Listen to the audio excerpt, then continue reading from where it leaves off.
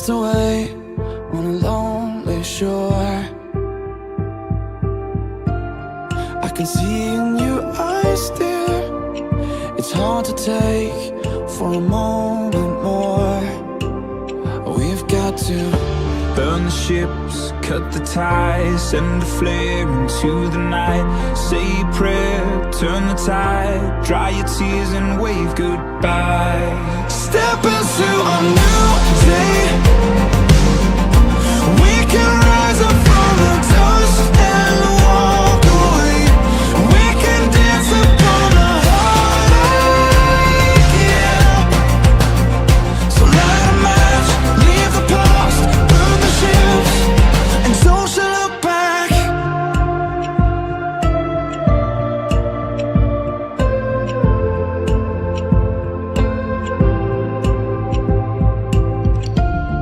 Don't let it arrest you. This fear of falling again. And if you need a refuge, I will be right here until the end. Oh, it's time to burn the ships, cut the ties, send a flare into the night. Say a prayer, turn the tide, dry your tears and wave goodbye. Step into a new day. We can rise up from the dust and walk away. We can dance upon the heartache, yeah. So light a match, leave the past, burn the ships, and don't you look back.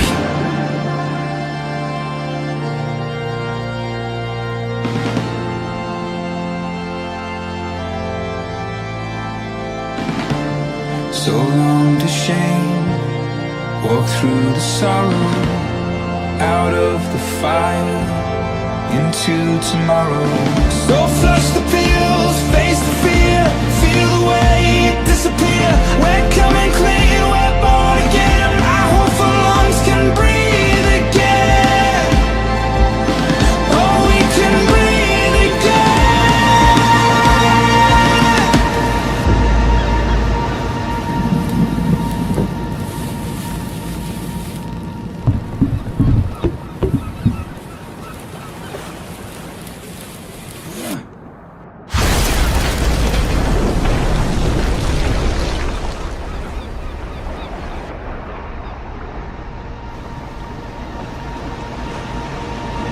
And step into a new day. We can rise up from the dust and walk away. We can dance upon the heartache, yeah. So light a match, leave the past, burn the ships, and don't you look back.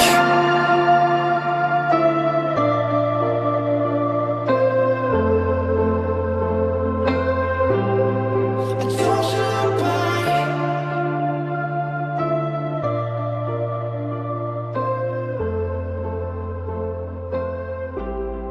And don't you look back.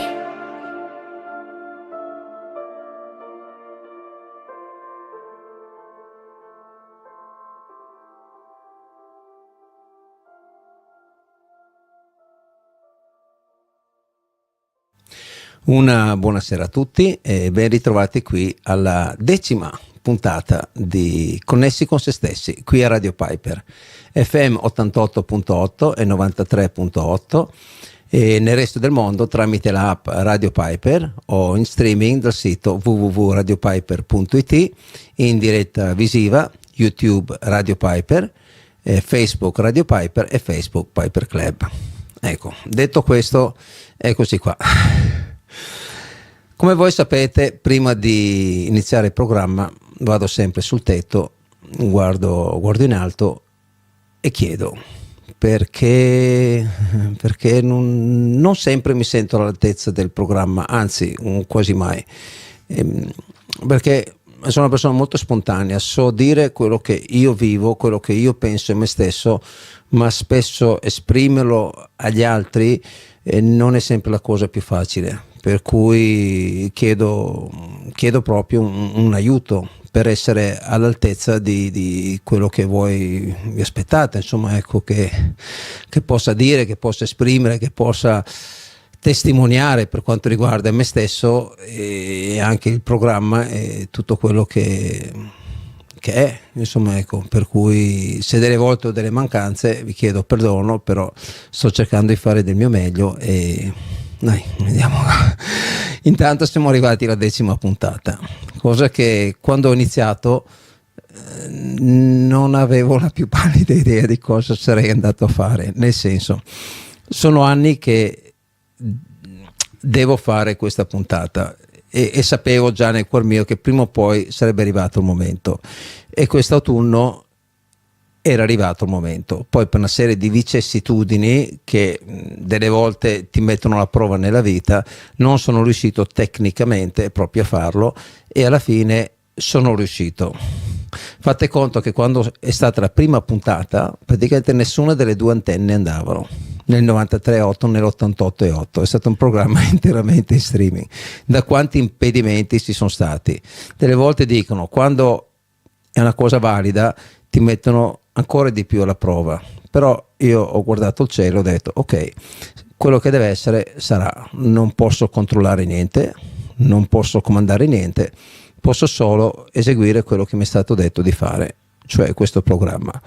Faccio una vita abbastanza, per quanto ognuno di voi magari pensa che sono in mezzo alla gente qua là eccetera, invece no, tutt'altro, cioè, sto abbastanza per conto mio, adoro il mio tempo per me stesso, e per cui l'altra faccia della medaglia è che non conosco più di tante persone, a meno che le persone che mi scrivono, con cui ci sentiamo sui social, per telefono eccetera, per cui ho detto boh, inizio questo programma, come andrà, se lassù vorranno che continuerà, e se no, intanto so che devo fare quello che devo fare.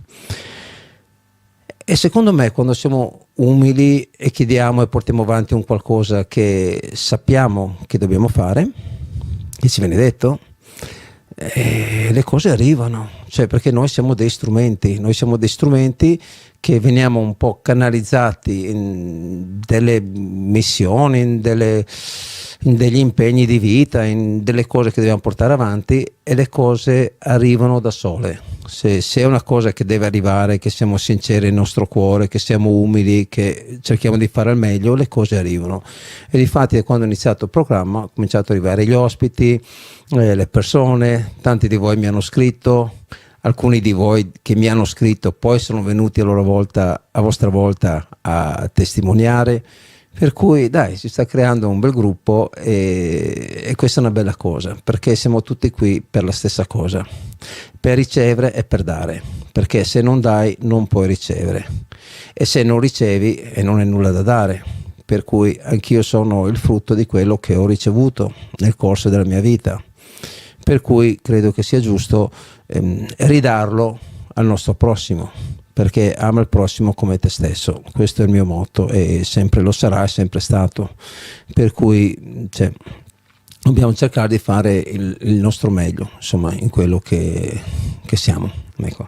Poi sono scritto un paio di scritti, perché tante volte mi emoziono e mi dimentico le cose, ecco, per cui uniamoci tra simili, sì, dobbiamo unirci quando sappiamo che persone sono simili a noi, siccome siamo in pochi, siamo una piccola minoranza, dobbiamo aiutarci e sostenerci l'un l'altro, e questa penso sia una nostra missione molto importante, dobbiamo essere uniti e sostenerci, cioè, questo sì, è fondamentale, ecco.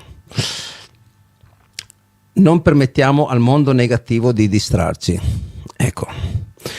Tante volte veniamo messi alla prova, non solo in noi stessi, che quello sì, perché è un'eterna battaglia tra il bene e il male, questo sì, cioè, abbiamo pensieri negativi e positivi e dipende quello che noi diamo più alito e quello che cresciamo, possiamo diventare positivi o negativi, perché è basato tutto qua, perché la giornata, il mondo è perfetto, Cioè, sale a quell'ora, va giù a quell'ora, viene sulla luna, viene su Sol, cioè, è tutto perfetto. Siamo noi che con la nostra mente rendiamo la giornata bella o brutta.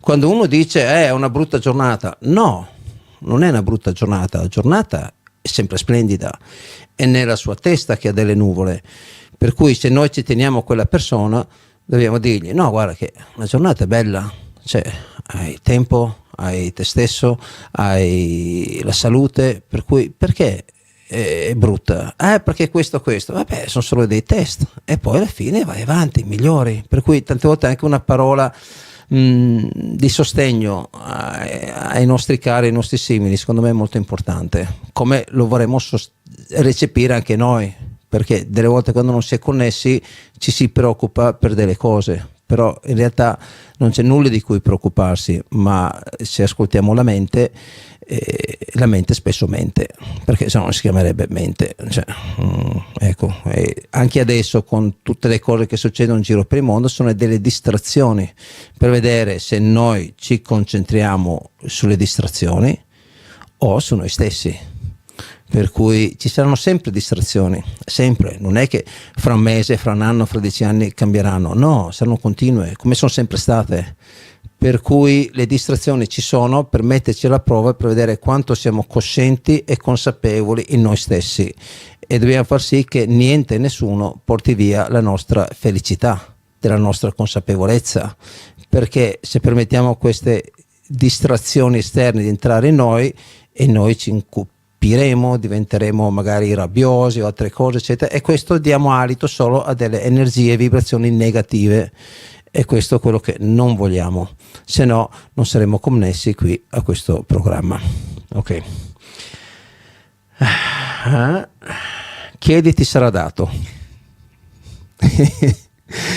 Allora io vi dico, per mia esperienza sì, è sempre così, cioè io ogni mattina che mi sveglio guardo il cielo, ringrazio Dio per un altro giorno di poter vivere, guardo gli alberi e ringrazio per la forza che ho ancora nel mio corpo, che non è detto, tanti non hanno la salute, per cui dobbiamo ringraziare ogni giorno per poterla avere, cioè ce l'abbiamo lo stesso, ma se ringraziamo sicuramente ci aiuterà di più, questo sì. E quando chiediamo delle cose dobbiamo stare attenti a quello che chiediamo, perché la maggior parte delle volte si avvera, e dobbiamo essere sicuri che quello che desideriamo è veramente bene per noi o un nostro capriccio, perché se noi desideriamo una cosa e poi è incatenata un'altra cosa, cioè nel senso dopo bisogna anche mantenere quello che vogliamo, dobbiamo coltivare quello che desideriamo perché ci viene data, e poi cioè, non è che la puoi togliere. È come dire, vorrei avere un figlio. Bene, hai un figlio, ma poi te lo porti dietro tutta la vita, per cui bisogna stare attenti a quello che si desidera, dobbiamo veramente volerlo e dargli il meglio, non tanto volere quello che non abbiamo, ma apprezzare quello che già abbiamo, che ognuno di noi ha già tantissimo, per cui se noi già riusciamo ad apprezzare questo e far sì che possiamo anche condividerlo con il nostro prossimo, secondo me è già un grande trionfo. Io personalmente chiedo più che altro illuminazione e il bene per me stesso e per chi mi circonda e per il prossimo che incontro lungo il mio cammino, cioè perché altre cose no, perché non saprei veramente come gestirle, per cui per quello dico, bisogna essere molto attenti a quello che si desidera, per cui cerchiamo di desiderare più che altro cose che possono illuminarci, a portarci a un livello superiore di consapevolezza, di coscienza, in modo da vivere una vita sempre più felice, più consapevole e amare anche il nostro prossimo, cioè perché amare vuol dire anche star bene, perché tu quando dai amore ricevi amore e vivi in un bel stato d'animo, ecco, questo sì, ecco. Ok, dobbiamo rimanere umili e sapere che ognuno di noi ha un compito nella nostra vita, ecco, per cui se noi capiamo questo, ci ascoltiamo il nostro spirito guida, ascoltiamo anche quando vengono delle cose ancora più dall'alto E quando noi siamo consapevoli di questo, sappiamo cosa anche dobbiamo fare, perché noi abbiamo noi stessi, abbiamo il nostro spirito guida, con cui quella vocina, angelo custode, chiamiamolo come vogliamo, con cui ci consultiamo, che delle volte ascoltiamo, delle volte no, però quando non ascoltiamo poi alla fine ci fa capire che dobbiamo ascoltare, per cui quello c'è. E poi c'è qualcos'altro di più superiore, che non è che ci confronta spesso, parla spesso, ma quando è, questo ve lo garantisco, ti dà quelle direttive e quelle è. E non esci, cioè, anche se ci provi, dici no aspetta faccio così, ti viene bloccato ogni singola cosa. Un altro programma vi spiegherò, perché cioè, per me personalmente, perché è un po' lunga, però cioè, vi assicuro che cioè, se tu devi fare quella cosa, sei destinato a fare quella cosa, tu verrai bloccato in tutti i modi possibili finché tu non fai quella cosa. E non c'è Cristi, questo qua, parola di Edward, cioè, non ne esci, cioè, è così, è la verità. Per cui una volta che tu cominci a essere connesso con te stesso, con quello che ci circonda, cioè, devi essere anche pronto poi a vivere una vita basata sulla spiritualità concreta.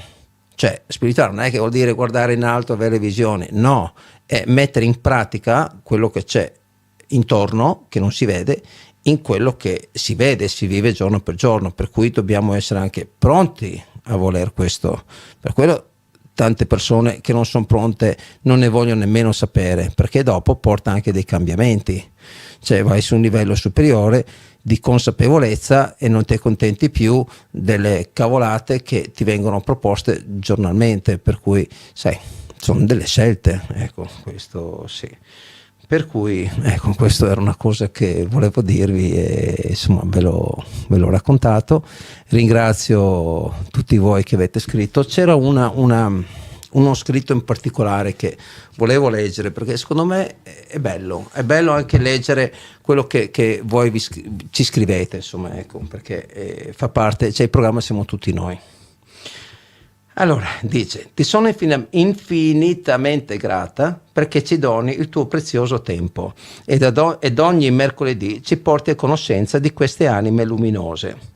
Chiamarla nona puntata, sì, perché si riferisce a quella passata, è riduttivo. Io la chiamerei nona connessione tra anime. E questo è uno scritto molto profondo. Le vostre anime dallo studio vibrano e divulgano. Le nostre anime da casa vibrano e recepiscono.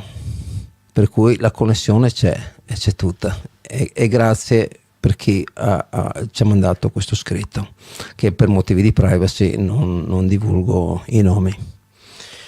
Nonostante tutto, avanti sempre così, con coraggio ed un pizzico di spregiudicatezza. Perché quando si inizia a vedere ed a sentire è tutta un'altra storia. Un abbraccio.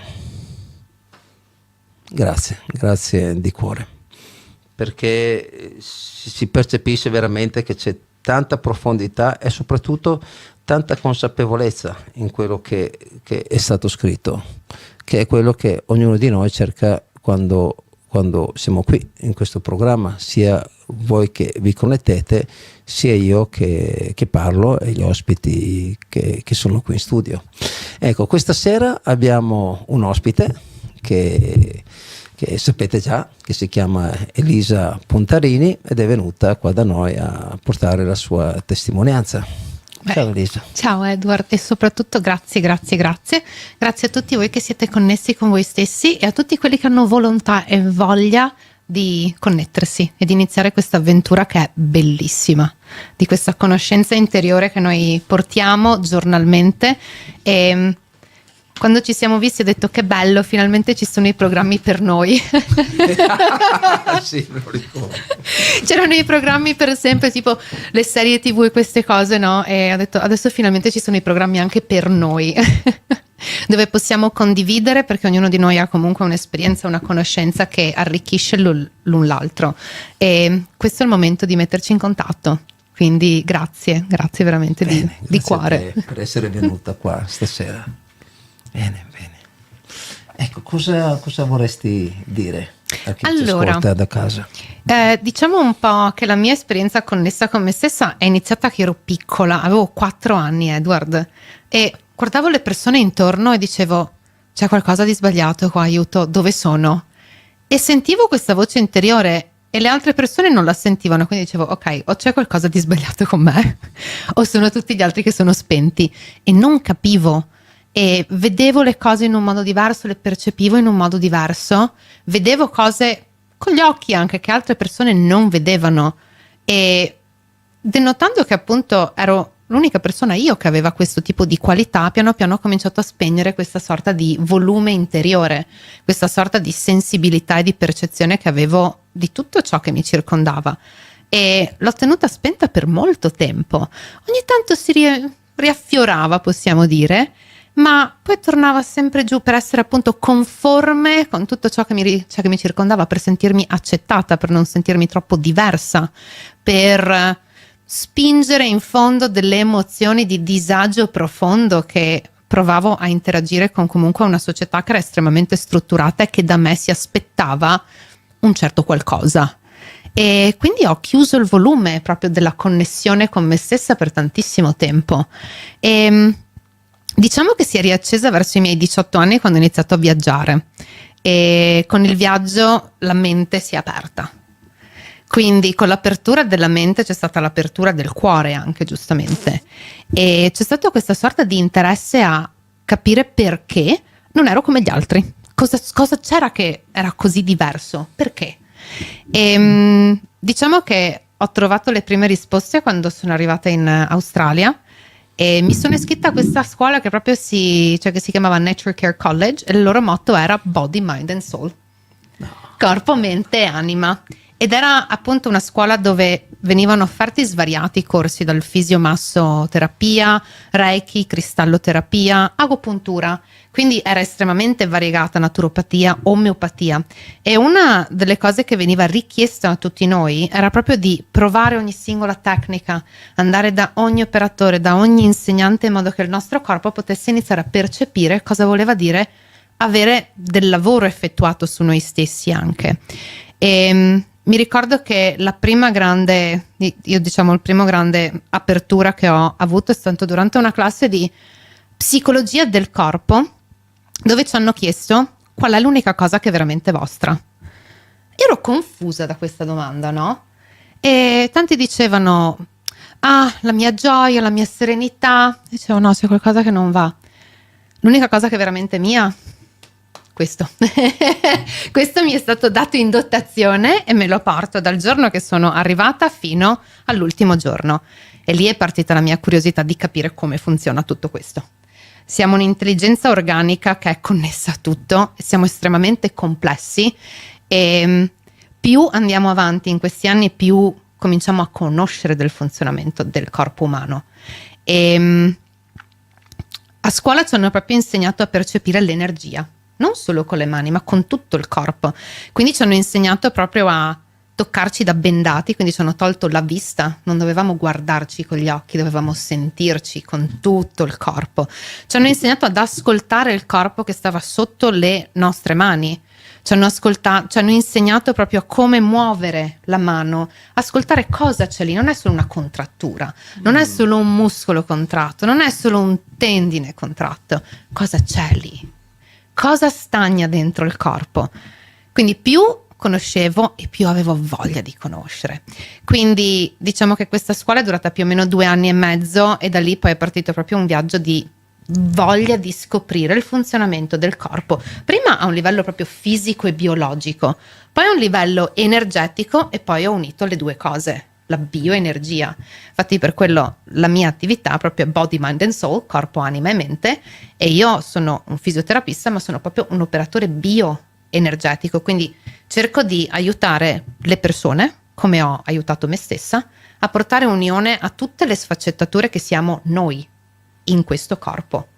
Quella che tu dicevi prima, l'anima, la chiamata più grande, e concordo con Edward, perché quando quella chiama le strade sono chiuse, cioè puoi battere tutte le porte che vuoi, è illogico, non ha un senso razionale, le porte sono chiuse. La vita ti porta esattamente nella strada al momento giusto per compiere quella che è la tua missione.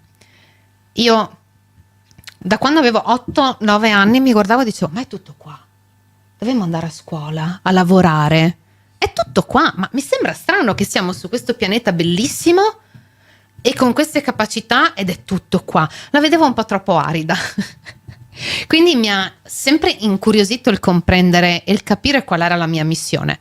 E la mia missione appunto era venuta non solo a portare guarigione profonda a me stessa, a compiere quello che la mia anima si era preposta di compiere in questa vita, ma proprio anche a dare una mano alle persone e da loro ricevere quell'aiuto indietro, perché come ha detto sempre Edward, quando io aiuto un qualcuno loro stanno comunque aiutando me, indipendentemente, sempre un dare e un ricevere.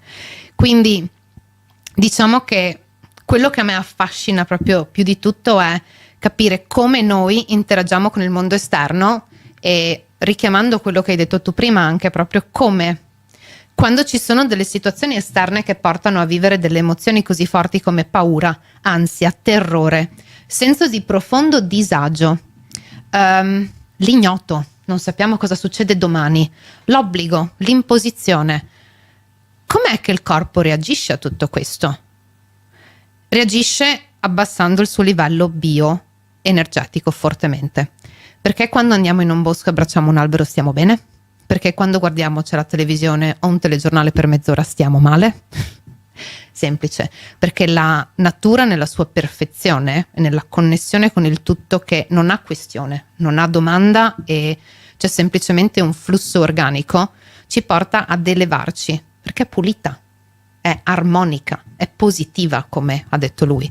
Mentre un'informazione manipolata che porta comunque a far emergere da dentro una persona appunto queste emozioni che hanno una vibrazione bassissima provocheranno proprio un calo bioenergetico di tutte le funzioni del corpo, non solo del sistema immunitario, ma proprio della funzione degli organi in connessione anche a se stessa. Quindi ci sentiremo più stanchi, avremo più voglia di dormire, cominceremo a mangiare anche peggio perché saremo proprio anche molto disconnessi da quella che è appunto, diciamo, questa sorta di percezione di tutto quello che ci circonda, anche il cibo effettivamente. Quindi quello che negli ultimi anni ho appunto comunque imparato su di me è che dobbiamo, almeno per me, ho iniziato a togliere un sacco di tende, ho iniziato a aprire tutti i cassetti. Scienza, religione, fede, questo e quello. No, è un tutt'uno. È un tutt'uno, non cambia, cioè dargli un'accezione, dargli un nome è una cosa molto importante perché il nostro inconscio poi ne ritiene una sorta di riflesso interiore. Quindi se non usiamo le parole in modo corretto, come hai detto tu prima, quando chiediamo qualcosa dobbiamo sapere che cosa stiamo chiedendo e dobbiamo sapere come usare le nostre parole. Il nostro inconscio giustamente sente una frequenza, sente una vibrazione e cerca di richiamarla anche all'esterno. Quindi come funziona il corpo dal mio punto di vista, proprio dalla mia esperienza di vita personale? Io sono una frequenza composta di molteplici frequenze e sono in un indumento sacro che è il corpo umano, dove la mia anima risiede all'interno. Come si fa a riconnettere queste tre parti? Beh, una delle tecniche che io uso molto è stata la Psyche ed è stato anche il Theta Healing, che sono proprio tecniche di uso delle frequenze del nostro cervello. L'onda Theta è l'onda che normalmente un essere umano produce ed emana quando è in sonno REM, quindi quando stiamo sognando.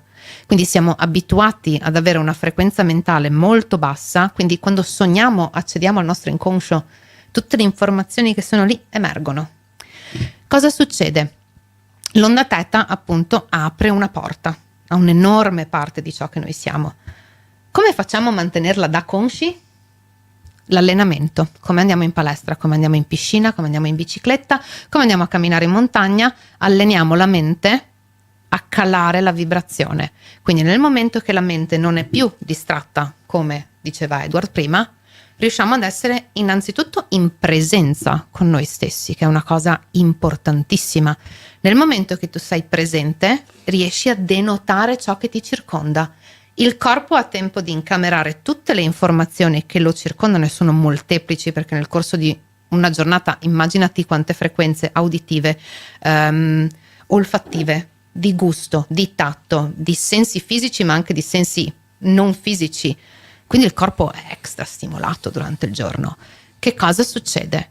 Quando apriamo l'inconscio, boom, che cosa ho visto? Che cosa ho fatto oggi? Se invece siamo in presenza con un'attività mentale, riusciamo a denotare com'è che ci muoviamo, com'è che parliamo, cosa stiamo dicendo e cosa stiamo facendo. Quindi entriamo in una sorta di connessione con noi stessi. Più in connessione con noi stessi siamo, più riusciamo a denotare che magari ci sono degli atteggiamenti, delle movenze fisiche, delle cose che ripetiamo, ok? Proprio anche delle azioni che ripetiamo costantemente che cozzano con il piano più alto, con il piano dell'anima. Quindi sentiremo questa sorta di, io la descrivo quasi, Edward, come una sorta di la spugna per i piatti che gratta dentro. È una sensazione molto non confortevole e comincio a dire ok, questa cosa che sto facendo, che sto dicendo non è mia. Quindi mi rendo conto che fa parte di cosa? Dell'ego. Che cos'è l'ego? L'ego è una parte funzionale del corpo molto importante che va armonizzata, ok? L'ego è ciò che noi impieghiamo a livello emozionale per metterci in contatto con il mondo. Il bambino inizia a sviluppare l'ego, diciamo, verso i 7 anni, quando il suo lobo frontale, qui è il giusto, lo sbagliato, il raziocinio, buono, cattivo, giusto, sbagliato, bello, brutto. Quando l'ego comincia a formarsi, il bambino comincia ad entrare in interazione con il mondo esterno attraverso cosa? Le emozioni. Quando noi viviamo delle emozioni positive, l'esperienza della giornata e del mondo che noi avremo sarà estremamente positiva. Come ha detto Edward prima, ogni giorno è un giorno bellissimo. Cosa succede qui dentro? Quindi la risposta emozionale a qualsiasi cosa che mi possa succedere, una parola detta, una conversazione avuta o non avuta, uno screzio al lavoro, delle notizie che mi irritano, che mi danno fastidio, un litigio, una delusione. Quindi tutto questo intrude, ma questa è semplicemente una reazione. È una reazione a qualcosa che è già dentro di noi. Nessuno ti fa nulla. Tutto quanto accade da dentro di te all'esterno per te stesso, in modo che tu possa capire cosa stai provando ad insegnarti attraverso la tua vita stessa, fondamentalmente. Da un certo punto di vista, questa sorta di specchio gigante. Ognuno di noi è una parte di me. Edward riflette una parte di me e tutte le persone che io incontro giornalmente riflettono comunque una parte di me.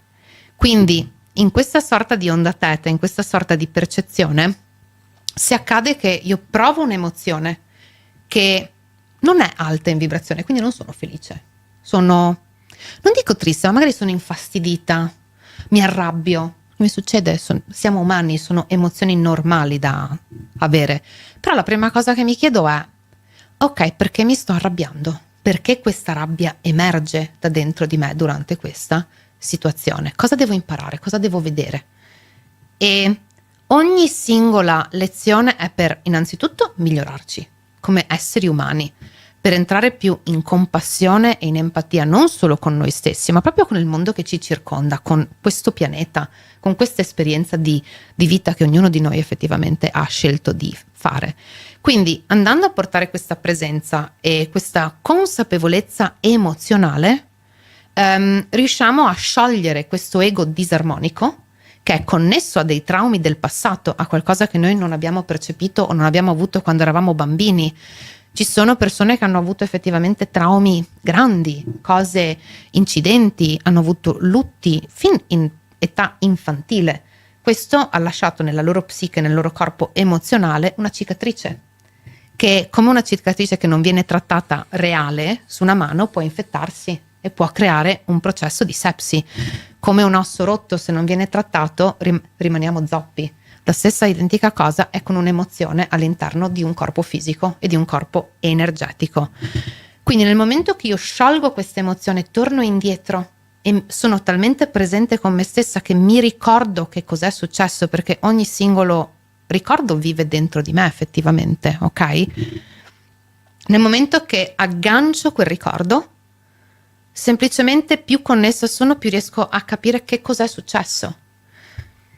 Un'altra cosa molto bella che io trovo del mio percorso, che forse è stata una delle più complesse in questo meccanismo di sgancio e di scioglimento di questo ego disarmonico, è stato il comprendere che non esiste colpa, nessuno ha colpa di niente, ma esiste profonda responsabilità, che è una parola bellissima perché in inglese dice response ability, l'abilità di rispondere agli stimoli esteriori che arrivano dall'esterno, ma anche dagli stimoli interiori che noi abbiamo dentro noi stessi. Quindi più connesso a te stesso sei, più centrato sei, più sei in responsabilità, l'abilità di rispondere con calma e centratura e con presenza a ciò che ti sta succedendo. È tanto facile dire è colpa sua. No, la persona che sta portando a galla dentro di te emozioni basse, emozioni disarmoniche come le chiamo io, o emozioni che hanno veramente una frequenza vibrazionale molto bassa, è una persona che va ringraziata perché ci sta offrendo l'opportunità di liberarci dal dolore che è già dentro e quindi di concludere un ciclo di sofferenza. Il dolore è la prima volta che qualcosa accade che rompe questo sistema corpo, anima e mente. La sofferenza è la capacità intrinseca del corpo e della nostra mente di ricreare il teatrino con svariati protagonisti, con svariati scenari, per rivivere quel dolore, per comprenderlo e per risolverlo, per dissolverlo, per trascendere, andare oltre, perdonare noi stessi e portare comprensione. Quindi la persona che ti sta davanti e che fa emergere tutto questo è in sofferenza tanto quanto te, perché probabilmente da piccolo non ha ricevuto amore, non si è sentito accolto, non si è sentito accettato, perché i suoi genitori a loro volta non ce l'hanno avuto. Quindi la componente genetica è importantissima anche. Noi arriviamo da persone che hanno vissuto l'assenza di queste frequenze, di queste virtù e di questo amore che noi siamo ritornati qua a riportare fondamentalmente, a risvegliare questa sorta di amore potente, forte, che c'è dentro ognuno di noi. Quindi quando cominciamo a comprendere che nessuno ha colpa perché tutti semplicemente hanno vissuto in una sorta di profonda assenza e di assopimento e di addormentamento, già cominci a dire, ok, entri in compassione con l'altro, che è una cosa bellissima. In empatia cominci proprio a metterti nelle sue scarpe e dici, ok, compassione fratello e sorella ti sento, empatia comprendo esattamente dentro cosa tu stai provando, questo dolore, e quindi sono con te. E quindi che cosa succede? Bellissima la comprensione, che secondo me è una frequenza meravigliosa, che nel momento che la agganci così alta, veramente va addirittura, avvolge anche il perdono, perché tu perdoni l'altro.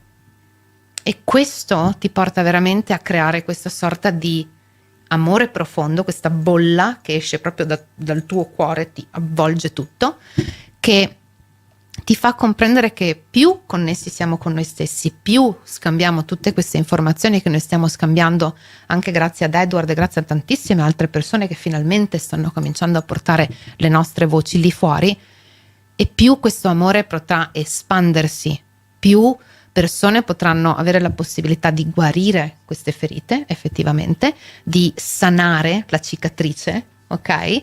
E di iniziare veramente a renderci conto che siamo qua a fare un'esperienza di vita fichissima, ragazzi, cioè siamo su un pianeta meraviglioso che ci offre una serie di opzioni di divertimento, di godimento pazzesco. Una volta ho chiesto a un cliente perché era molto nel suo mentale, no? Faccio, ma scusami, il tuo sogno da piccolo era pagare le tasse? Cioè, giusto così per capirci. Sì, mantenere il feudo e il re. Sì, cioè in questo senso ho detto, scusami, ma da piccolo cosa volevi fare? Pagare le tasse? E lui era, no, ma perché faccio? No, siamo già nella giustificazione, ho detto, no? Una volta Edward, l'ho letto poco tempo fa questo, una volta c'era la chiamata. Ogni singolo umano che scendeva in questo mondo aveva una chiamata. C'era il mezzadro, c'era il fabbro, c'era il panettiere, c'era il pasticcere, c'era la sarta. ed era una chiamata che sentivano da dentro ed era un talento intrinseco che avevano e che i genitori lo aiutavano a sviluppare. Adesso abbiamo un lavoro che la maggior parte delle volte ci dà profonda ansia, ci rende infelici, un lavoro che non ci fa comprendere qual è la virtù e la frequenza del valore di noi stessi come umani e di ciò che noi portiamo in questo mondo. E secondo me proprio stiamo andando verso un'epoca di enorme risveglio invece della chiamata che c'è dentro. Quindi a tutti i miei clienti io dico: ma da piccolo cosa volevi fare? E poi prima di andare via gli dico: ma da grande che cosa vuoi fare effettivamente? Cosa sei venuto qua a fare? Io sapevo fin da piccola che ero venuta qua perché tutti me lo dicevano che avevo la guarigione nelle mani. Io non lo capivo onestamente, cioè boh. E poi ho compreso proprio che quello che sono venuta a fare io è proprio donare guarigione attraverso le mani in primis, ma poi anche attraverso tutto il mio essere. Quindi il migliorare me stessa nella frequenza che io emano di gioia, di amore, di serenità, in modo che anche un tocco, un abbraccio, un sorriso a uno sconosciuto lo tocca in un certo modo, gli dà un qualcosa, dice, fa un bel sorriso e si sente più leggero. La guarigione può avvenire sotto molteplici modi. Possiamo riprogrammare la nostra mente, quindi riconnetterci a delle frequenze più alte, che sono quelle divine, quelle che veramente sono state create nella fede più pura, ok? O possiamo lavorare puramente sul corpo fisico, liberarlo da tutto lo stagno e il ristagno che c'è con tutte veramente le pratiche meravigliose che ci sono in questo mondo. Io prediligo fare un po' una combinazione un po' del tutto. Mi piace riprogrammare la mia intelligenza organica, quindi mi riconnetto attraverso l'onda theta a proprio delle frequenze che io chiamo sacre, che sono quelle che proprio il divino ha creato quando tutto questo universo è stato così, è venuto in manifestazione.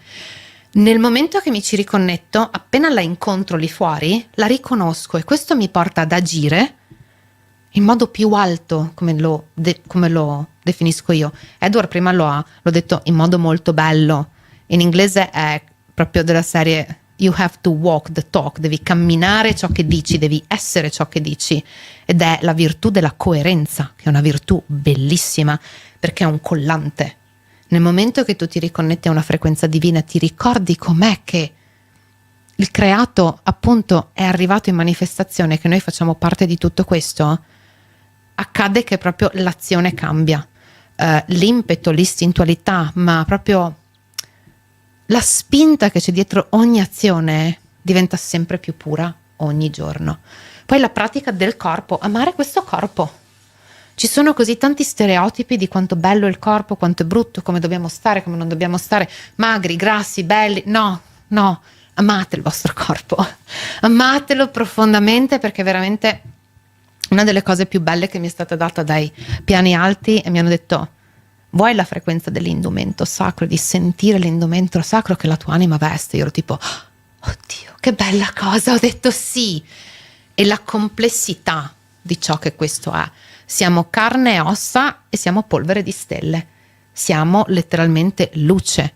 E cambiando la nostra vibrazione, quindi proprio attraverso il quantico, anche attraverso la frequenzialità, cambiamo la nostra frequenza, quindi cambiamo, giustamente alziamo il volume, lo abbassiamo dove deve essere abbassato. Questo porta innanzitutto il corpo ad avere un'ormonalità, quindi una chimica, una fisiologia più sana. La macchina funziona meglio, lo stile di vita è molto più sano, proviamo felicità sempre, anche quando abbiamo delle emozioni basse c'è sempre sta felicità di base sotto. Il corpo invecchia meno velocemente, devo essere onesta, c'è una sorta di rallentamento nel processo di invecchiamento. Io mi ammalo praticamente quasi mai, cioè proprio la malattia è diventata qualcosa che accade raramentissimamente. Oppure, e adesso ci entro in questo argomento, se c'è un dolore, se c'è una manifestazione, vuol dire che dentro di me il mio corpo mi sta dicendo: ehi, c'è qualcosa che non va. Quindi nella conoscenza dei vari organi, delle connessioni fra loro stessi, di come le cellule comunicano nei vari tessuti, nei vari sistemi, piano piano riesco a capire dov'è il problema e perché il mio corpo lo sta manifestando in quel modo. Ma tante persone appunto si chiedono quali sono magari forse anche i sintomi di questa sorta di risveglio spirituale che sta avvenendo molto in questo tempo, no, Edward? Il risveglio spirituale si può manifestare in molteplici modi che sono di tutto e di più. Il mio motto è sempre: non dobbiamo soffrire per forza quando lo facciamo, che è una cosa bellissima. Può avvenire in un bosco guardando un campo di grano o un bosco di querce e avere un momento di profonda connessione, di vedere il divino in tutto questo, di vedere la perfezione e del fatto che non c'è giudizio, non c'è comparazione, non c'è litigio, gli alberi non litigano, la natura non litigano, cioè è tutto in perfetta armonia. Quindi può avvenire in un momento di profonda connessione così, o può avvenire invece attraverso proprio una sorta di terremoto interiore che il corpo manifesta. Quello che prima Edward ha detto: arriva il momento dove strade chiuse. Però prima che le strade si chiudano, diciamo, ti tirano il sassolino prima, cioè, quindi non è proprio che a un certo punto sbanf, diga chiusa e non andiamo più da nessuna parte. Per esempio il mio processo, che come vi ho detto prima, mi sono un po' svegliata, mi sono un po' assopita, mi sono svegliata. Il mio processo è stato tipo: ti tiro un sassolino. Io sì. E per quello che mi fa comodo guardo il divino e dico: sì, bello, bellissimo. Ti tiro un sassolino un po' più grande, ok? Quindi mi ricordo che questo era tipo un'appendicite, una peritonite volante, quello era un sassolino un po' più grande, ok? E poi ho detto sì. Poi mi ricordo mi si è rotta la macchina e non funzionava più. Sì, questa era una buccia di banana dove proprio ci sono scivolata sopra, no? Perché poi ogni cosa, nulla è a caso, quindi se la macchina non funziona, chiediti perché cosa che non funziona dentro, cioè della serie.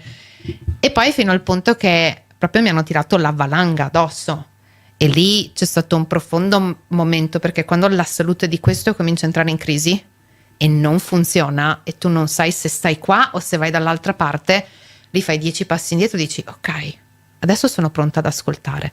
Però io ero estremamente testarda e appunto sono dovuta arrivare a un limite, ma ho sentito di persone e ho accompagnato persone in terapia che hanno avuto dei risvegli bellissimi, madri che si sono risvegliate nel momento che hanno preso il loro piccolo in braccio, cioè per la prima volta, quello è un modo bellissimo, persone che sono andate appunto a fare dei viaggi molto profondi che li hanno cambiati totalmente. Quindi diciamo che lo spettro può essere molto ampio, ma considerando la situazione, possiamo dire anche attuale, che noi stiamo vivendo proprio negli ultimi 2 anni, che è intensa, molto intensa e destabilizzante, moltissime persone cominciano a avere episodi di ansia, ok? Ora teniamo anche conto che bisogna sempre comunque tenere conto della salute totale del corpo, ok? Quindi non è che appunto qualsiasi cosa è risveglio spirituale che sta accadendo, però normalmente quando ti alzi alla mattina con un profondo senso di ansia, entri anche in panico, cominci ad avere attacchi di panico, cominci a avere problemi di digestione, ok? Diciamo sono alcuni dei primi segni di cui il tuo corpo ti sta dicendo: stai andando dalla parte sbagliata. Perché devi avere ansia per andare al lavoro, se non perché proprio non ti piace andare lì e non è il posto giusto, ok? Perché avere il panico e cominciare a dubitare di te stesso in tutto ciò che fai è un sintomo che la parte interiore, appunto quest'anima, o intanto soprattutto sono i tuoi spiriti guida che all'inizio bussano, poi è l'anima che comincia a dire toc toc, sì. Sono appunto i primi sintomi che accadono quando c'è una sorta appunto di risveglio. Io i miei primi ho cominciato proprio quelli duri, ho cominciato ad averli a 18-19 anni e all'inizio era semplicemente un po' di ansia, no? Però sempre per conformarmi, per essere parte di tutto, per non sentirmi proprio così stramba e sola, non li ascoltavo, fino a che siamo arrivati agli attacchi di panico. Allora mi sono detto: ma è normale che a 21 anni ho attacchi di panico, però poi prendo uno zaino e vado in viaggio da sola e sto benissimo. c'era anche questa stranezza, io prendevo uno zaino, non avevo panico di prendere uno zaino, di andare dall'altra parte del mondo, completamente l'opposto. Io andare a lavorare in ufficio mi veniva male, mi svegliavo alle 3 di notte in panico, mi veniva da vomitare e non volevo andarci, e proprio mi sono vista, è stato il mio babbo. Il mio babbo è quello che è venuto a ripescarmi molteplici volte dal mio meandro. Proprio me l'ho detto e mi fa: ma sai che è un anno che non sorridi? Non dico che ti fai una risata, mi ha detto Eli, ma che non sorridi. Mi fa brutto vederti così. Quindi mi fa: muovi il culo, proprio così me l'ha detto, muovi il culo e fai qualcosa per te. Quindi la mia risposta intrinseca era fare ciò che non mi dava ansia. Quindi ho preso uno zaino e sono appunto partita per l'Australia, per Sydney, dove ho trovato appunto Body, Mind and Soul, e da lì proprio è partito questo viaggio profondo di scoperta. A me tuttora scopro cose del mio corpo ogni giorno. Ho la convinzione dentro di me che io posso stare benissimo, posso autoguarirmi assolutamente, cioè ho tutte le capacità qui dentro per portare completo benessere, guarigione e quindi comunque un'omeostasi del mio corpo in salute molto alta e molto buona, da sola, mantenendomi serena, mantenendomi felice e nella consapevolezza, che è una cosa molto bella che qualcuno ha detto, che è proprio questo: è non sono io che mi adatto al mondo che c'è intorno a me, ok? Non è il mondo che mi opprime in questo senso, ma sono io che da dentro di me emano una frequenza dove il mondo si modula. Le porte si aprono, non trovo fastidi in tutto questo. Tu crei il tuo mondo. Io creo il mio mondo e non credo nel per essere accettati in questo mondo devo fare certe cose. Chi se ne frega? Chi se ne frega? No, cioè sono io che attraverso le mie scelte e il mio lavoro su me stessa creo la mia situazione, il mio mondo, e per me gli ultimi 2 anni sono stati molto sereni, cioè io non ho smesso di fare le cose che ho sempre fatto, innanzitutto, a parte il primo, cioè a parte la prima stretta, io ho sempre fatto tutto. Io ho sempre trovato le saune aperte perché mi piace andare in sauna, io ho sempre trovato tutte le strade proprio anche per il mio lavoro dove non ho avuto mezza virgola di problema per lavorare. E quindi quando ho detto ma guarda te, una volta che accendi il volume, ti connetti e ascolti, ma specialmente impari a collaborare in tutto ciò che noi siamo, perché c'è bisogno di una sorta di collaborazione interiore. L'umano ogni tanto dice no, non voglio fare questa cosa, e l'anima dice no, adesso è arrivato il momento, Céline, cioè adesso abbiamo giocato abbastanza, andiamo lì, è il momento di fare, no? E quindi nel momento che comprendiamo come armonizzare questo ego, ovvero l'ego, l'emozione dell'esperienza umana, ok, è sanata ed è in connessione con la missione dell'anima. Il cervello è pulito, la mente è calma, il cuore è aperto. Ci ricordiamo con me che si ama e lì ti crei il tuo mondo e lì veramente non c'è situazione esterna che ti tocchi così tanto da decentrarti. Questo non vuol dire che non c'è compassione ed empatia per la sofferenza dell'altro, ok? Però c'è una sorta di centratura perché dici io sono comunque venuta qua per fare questo. Cosa posso fare in questa situazione per migliorare il vissuto altrui?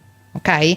Cosa posso dare agli altri per migliorare la loro esperienza di vita in questo momento? Ma non è che tutto questo degenera la mia esperienza di vita. Quello è già stato, già fatto, grazie, ma non torniamo effettivamente indietro. Quindi oltre a questo ci sono anche poi molteplici cose che accadono all'interno del nostro cervello, cioè il nostro cervello è uno strumento pazzesco, è un computerone. Quindi una delle immagini più belle che mi è stata data da un mio insegnante di anatomia, ancora tanti anni fa, che mi ha detto, noi è come se guidassimo una Millennium Falcon, ha detto, di Star Wars, no? Però siamo tutti addormentati, no? Nella capsulina e siamo convinti che stiamo guidando una 500 degli anni 60. No, nel momento che ci risvegliamo ci rendiamo conto che questa è proprio una navicella non indifferente, ci sono un sacco di volumi, ci sono un sacco di bottoni che possiamo toccare, ci sono un sacco di talenti a livello proprio cellulare, quando tu tocchi un'altra persona, le nostre cellule stanno già comunicando, quindi quando io massaggio qualcuno, so che le mie frequenze stanno stimolando le frequenze di questa persona ad elevare la vibrazione. Quindi devo anche stare attenta a quanto volume ci metto, quanta intensità metto in tutto questo, per evitare che la persona appunto mi vada in una sorta di crisi di guarigione, possiamo dire, ovvero la vibrazione si innalza troppo velocemente e il corpo tenderà a voler spurgare letteralmente questa sorta di disarmonia, perché comunque c'è anche una spinta interiore da parte di quella persona a fare il saltino di consapevolezza, ad elevarsi in tutto questo. Quindi anche ogni tanto non servirebbe neanche parlare in terapia, basta che ci teniamo un po' così, cioè, ci diamo due abbracci e questo già è un beneficio profondo per una persona, ok? C'è invece chi lavora e vuole elevarsi e che proprio ha una spinta profonda a voler capire cosa succede qui dentro e come mettere in comunicazione queste tre parti, quindi la razionalità, l'intuitività, quindi quello che arriva dall'alto, e l'istintualità, che è la parte proprio umana, animale, cioè noi siamo una specie animale su questa terra e nel momento che questo è pulito, questo è aperto e questo è connesso alla terra, quindi ci guardiamo intorno e riconosciamo ciò che ci circonda e sappiamo come muoverci, l'esperienza di vita secondo me andiamo da 0 a 100 in un attimo. E nel periodo energetico in cui siamo, nonostante fuori sembri che ci sia estremo caos, dolore e sofferenza, che c'è, siamo in un periodo energetico dove c'è un'enorme possibilità di crescita. C'è proprio una sorta di onda, specialmente nei prossimi 6 mesi, che potremo cavalcare, che potremo fare delle scelte. Uno degli strumenti più belli che noi abbiamo è la scelta. Quando siamo in responsabilità possiamo scegliere cosa fare. Se una persona, per esempio, ti manda un messaggio arrabbiato, offensivo, è una tua scelta se fermarti 5 minuti o se rispondere giusto di impeto. Questo va con tutte le scelte, dalla mela alla pera al supermercato, alla scelta di accettare o di non accettare, di rimanere integri o di adattarsi al sistema. Non c'è giudizio nella scelta, però l'importante è sia una scelta consapevole, sia una scelta che nella consapevolezza che tutto ciò che io ho scelto o non ho scelto fino ad ora mi ha portato a questo punto. Non esiste giusto o sbagliato, mi è stato impedito, non mi è stato impedito. Anche quando a noi le strade sono state chiuse, era una scelta inconscia, indipendentemente. Una parte di noi era d'accordo del dire ok, adesso chiudiamo perché c'è una parte qui dentro che non sta percependo il percorso. Quindi dobbiamo chiudergli per focalizzare l'energia della mente e dell'istinto verso quella strada lì. Nel momento che l'energia è focalizzata, la manifestazione avviene e, come ha detto Edward, se sai come chiedere, avviene in tac. Cioè chiedi e ti sarà dato è una delle massime più belle di questo mondo, sì, ti sì, giuro. però è vero. È vero, però l'importante è come chiedere. No, e soprattutto sapere poi quello che ti arriva, come organizzarti, perché tu puoi pensare, però poi quando ce l'hai in pratica, come devi anche giustamente dire vorrei un figlio, sì, bello, fantastico, ma poi tutta la vita c'è responsabilità. Sì, ma allora poi devi essere anche pronto per quello che tieni conto che c'è stato un corso bellissimo che ho fatto come insegnante di Theta Healing, appunto, è stato il mio primo corso insegnanti e sapevo che dovevo diventare, cioè tenere dei seminari, però essere allieva, ok? Essere colei che ti passa delle informazioni, cioè te le risveglia, c'è un enorme senso di responsabilità. Quindi una mia parte è andata in ribellione, nonostante tutto, porte chiuse, sempre mio padre mi è venuto a ripescare, mi ha messo sul treno per andare a Roma, che non ce la facevo, ero in autosabotaggio e durante quel corso erano 4 giorni e alla fine appunto ci hanno insegnato come manifestare con l'onda teta, quindi come portare in manifestazione fisica dall'etere qua. E come dice Edward, attento a cosa chiedi perché ti viene dato. Dobbiamo capire con cosa stiamo chiedendo e se il desiderio e la volontà sono uniti, perché la volontà sta là sopra, ok? Il desiderio sta qua sotto. Il desiderio arriva dall'esterno, è qualcosa che noi vediamo all'esterno e che vogliamo per noi. La volontà arriva dal dentro, dalla pienezza che abbiamo, ok? C'è un punto di unione fra queste due, però quando l'ego è armonico e tutto quanto il più pulito possibile, arriva il momento dove desiderio e volontà si uniscono. E lì manifesti bene. Io mi ricordo che ho manifestato, anzitutto volevo manifestare un cane. Ho scritto manifesto un cane. Peccato che non sapevo se era per me, di chi era. Non era neanche mio, era per i miei genitori, che poi non lo volevano il cane, ma va bene lo stesso. E ho detto, volevo un compagno all'epoca. Beh, ho fatto tipo un foglio A4 avanti e dietro, sono stata molto specifica. Sì, avevo 1000 richieste. Il bello è che mi hanno dato esattamente ciò che ho chiesto alla T, faceva quasi spavento. Peccato che non mi ero resa conto che ho manifestato questa persona per capire che non era la persona che volevo. Perché era nel mio desiderio del mio ego disarmonico ancora, di quella ferita interiore. Quindi c'è stato tutto questo che tipo, oddio, l'ho fatto io, sì. E poi ero, ma io non voglio stare.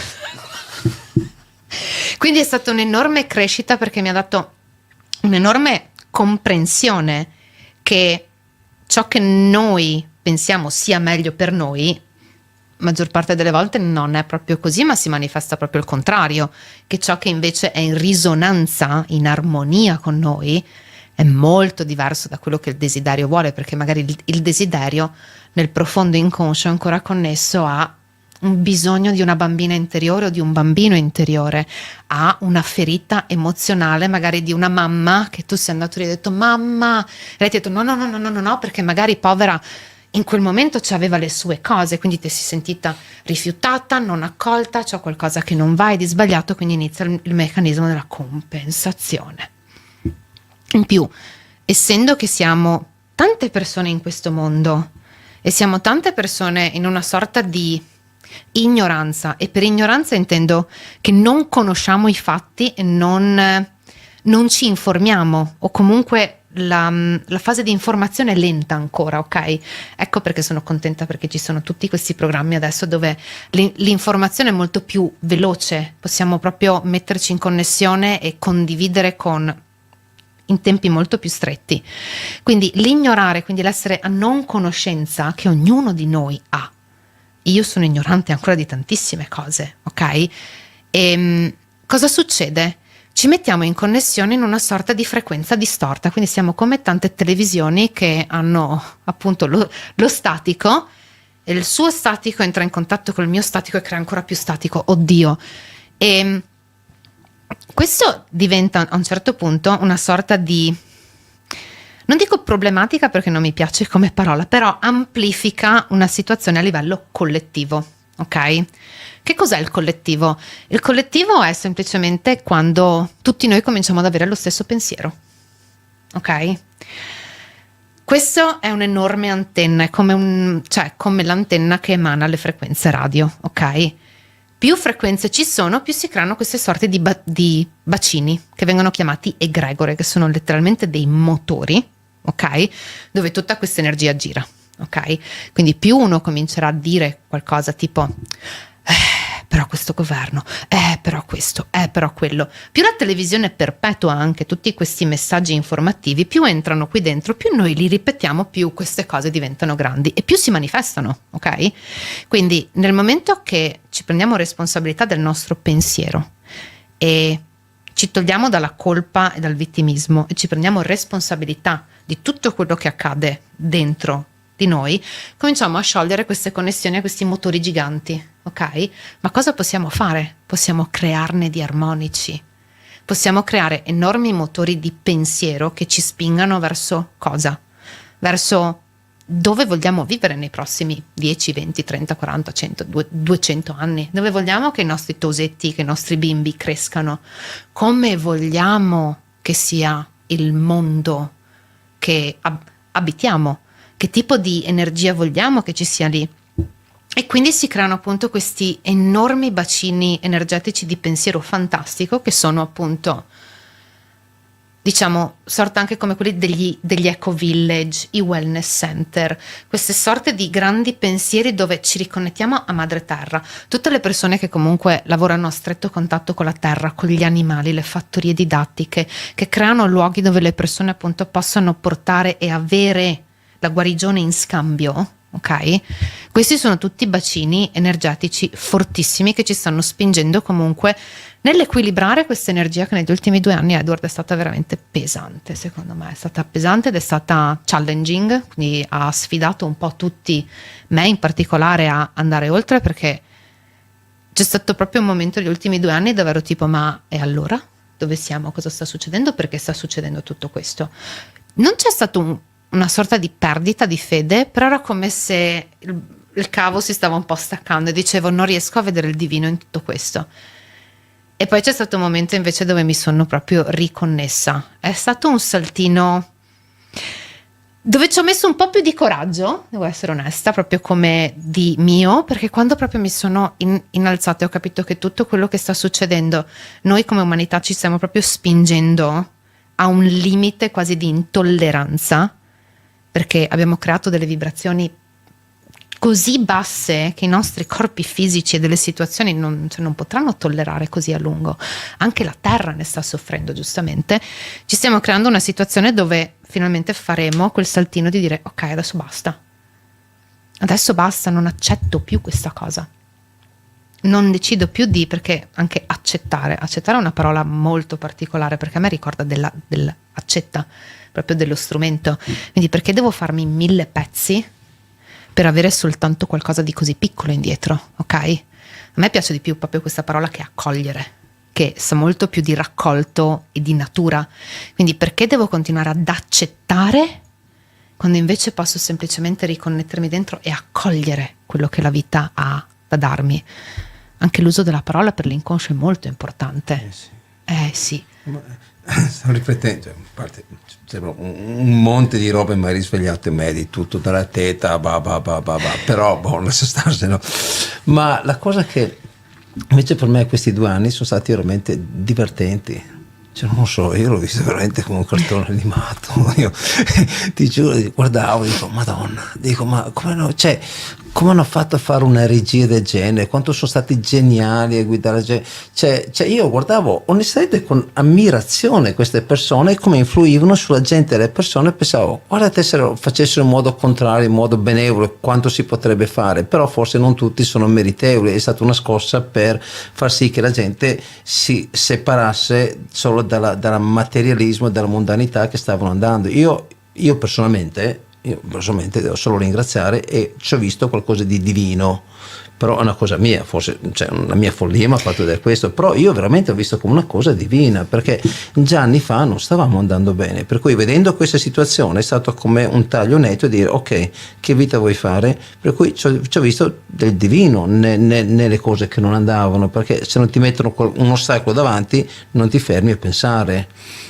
Per cui però ho visto che quello che doveva essere renderci persone migliori ci hanno reso persone peggiori, per cui però l'idea era divina, tra virgolette, sì, l'unione delle persone, l'aiutarsi eccetera. Purtroppo la gente secondo me non era pronta a quel salto, sì, ed attaccata a tutti i costi a voler vivere il materialismo eccetera, si sono inasprite e sono diventate peggio di quelle che ci si aspettava, secondo me. Per cui poi, sai, io sono cresciuto in madre inglese, ma ho sempre messo in dubbio verso tutto quello che era, farsi domande del perché, per cui già io a livello società, manipolazione cerebrale, bioingegneria, queste robe qua, figurati, sono nato fin da piccolo, cioè figurati, non fidarsi di nessuno fino a prova contraria, per cui sono cresciuto abbastanza bene sotto questo aspetto. Quindi quando ho visto questa situazione qua, ho detto, ok, così, io me l'ho già fatto il programma.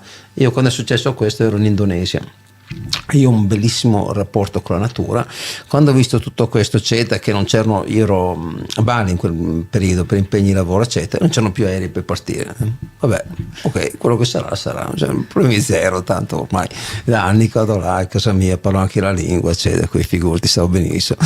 E a un certo punto ero sotto l'albero in spiaggia e mi è stato detto, cioè c'ho ancora davanti, perché io ho un bellissimo rapporto con gli alberi, ci parlo come persone umane, no?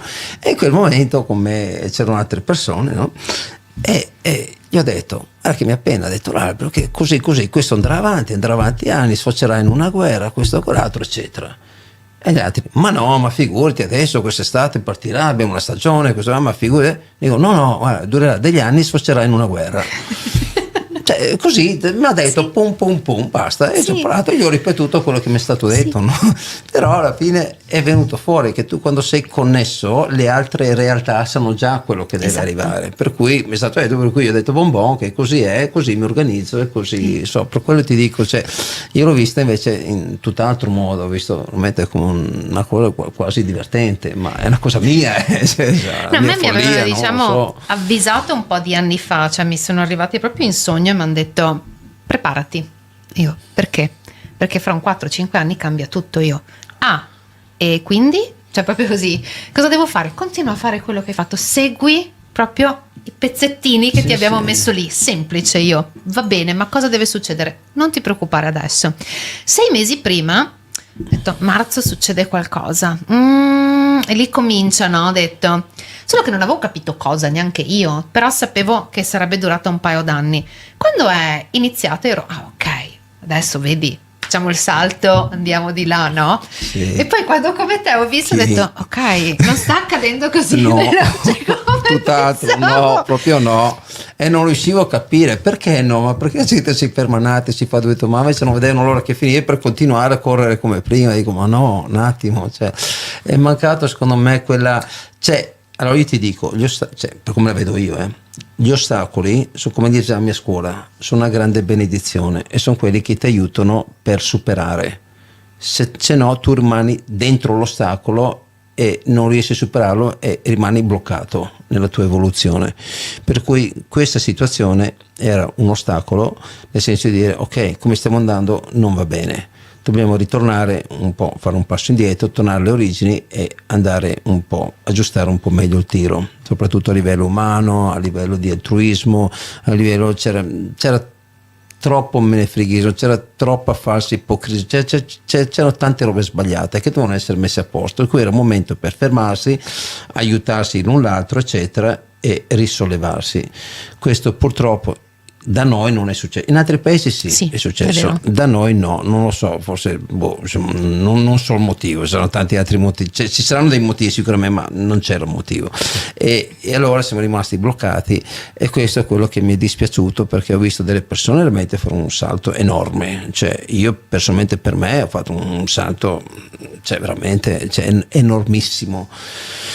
Poi le persone no, perché non hanno, magari non si sono fermati a vedere, perché forse non volevano vedere. Noi pensavamo che magari volevano vedere, ma magari non volevano vedere, gli andava più che bene quello, gli è stato tolto il giocattolino e si sono imbestialiti. Tieni anche conto che vediamo ciò che riusciamo a vedere quando siamo pronti a coglierlo, ok?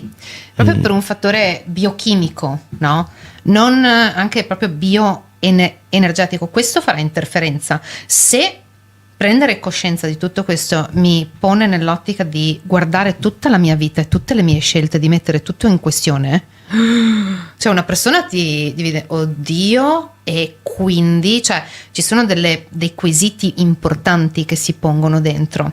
Ma dall'altro canto mi stavo facendo anch'io questa domanda un po' di tempo fa: perché tanti paesi hanno fatto così tanti salti avanti proprio a livello umanitario, a livello collettivo di società, no? Ma lo erano già prima, erano già uniti, era prima, già diverso, aveva un prima, senso vero? Civico già. Esatto. Noi eravamo 4 capre che seguivamo una banana proprio, cioè veramente, cioè la maggior parte di noi eravamo beni di consumismo, li chiamo io, che seguivano solo quelli che dicevano fai questo, fai quello, tutti facevano questo e quello, ma senza nemmeno riflettere il perché lo facevano. Ho cominciato un po' a pensare, cioè anche a questo fattore della mia scelta proprio di nascere come persona italiana su questo territorio italiano e di decidere di viaggiare comunque il mondo e di farlo anche con molto piacere, con molta gioia, ma non per il gusto di farmi la vacanzina in resort, proprio l'avventura del vivere un altro paese, un'altra cultura, un'altra società, un'altra struttura anche, proprio per aprire, togliere un po' di paraventi, un po' di paraocchi. E mi è arrivata proprio questa immagine che mi è arrivata dall'alto e mi hanno fatto vedere che comunque noi come Italia abbiamo avuto un picco proprio a livello creativo e mentale di espressione incredibile nel nostro passato. Abbiamo avuto pittori, scultori, architetti, abbiamo avuto comunque dei grandissimi imperi con comunque delle grandissime strutture. Quindi abbiamo avuto un'enorme manifestazione in alto, cioè di espressione della bellezza che può creare l'uomo, ok? Sotto molteplici punti di vista.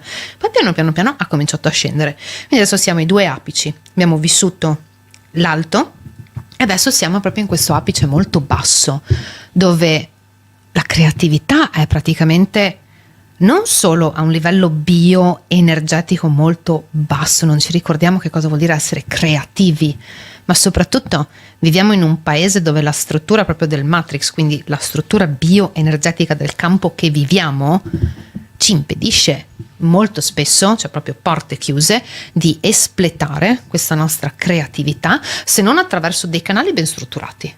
Perché lì mi fa comodo. Loro, quello esatto, perché così lì fa comodo. Tutto. Esattamente. Quindi quello che io per esempio ho fatto, ok? Perché a un certo punto ho detto, se sono nata qua e questa è la culla della creatività del mondo, perché abbiamo uno dei paesi più belli, dall'enogastronomia a veramente l'arte e la musica, abbiamo delle persone con un'intelligenza incredibile che vanno all'estero per compiere ciò che sono venuti qua a compiere. Quindi quello che io ho fatto letteralmente, perché avevo proprio questi sticker sotto i miei piedi che ho scritto sono italiana, e mi impedivano questi sticker, no, di connettermi a terra e di sentire veramente l'energia di questo paese e di fare mia proprio quella frizzantezza che mi permette di dire ok, faccio quello che sono venuta qua a fare, chi se ne frega di tutta una struttura, di tutto un sistema, perché non mi tange, io ci navigo dentro e ci fluisco dentro. Nel momento che ho tolto questi stickers, la vita ha cominciato a muoversi, le porte si sono aperte, la mia percezione del prima non posso fare questa cosa perché non mi viene concessa, no, io me la concedo e la faccio e trovo un modo di navigare il sistema. E il sistema si apre nel momento che io sono pronta a immettere la mia energia lì fuori. Quindi secondo me è proprio un fattore di risvegliare il vero italiano che c'è dentro ognuno di noi e cominciare anche a farsi delle domande molto basiche, giornaliere. Innanzitutto, chi siamo? E non dico Edward, Elisa, ma proprio chi siamo dentro di noi? Cosa siamo cacchio venuti qua a fare?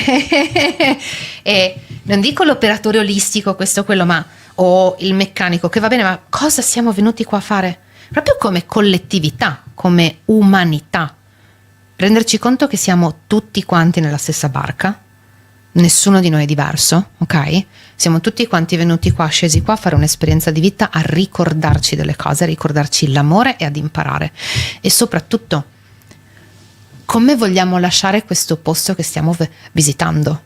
Sono delle domande, secondo me, che se cominci a fartele ogni giorno, un pochino questa sorta di corazza mentale nel cuore che si è creata comincia a sciogliersi e uno ammette anche a se stesso di essere infelice in quello che fa, di non voler continuare a tollerare tutta questa situazione e rendersi conto che in quella scelta ha il potere di cambiarla in mano, perché più siamo a fare questa scelta, più il mondo cambia, Cioè noi abbiamo il potere letteralmente di cambiare il mondo col nostro intento, con la nostra azione, con la nostra connessione, perché quando siamo in umiltà e in compassione possiamo fare delle scelte che ci portano a rimanere integri e a anche, diciamo, comprendere qual è il nostro potere personale, che il potere non risiede all'esterno, nessuno ha il potere, ognuno ce l'ha dentro di sé, quindi l'unica cosa da fare è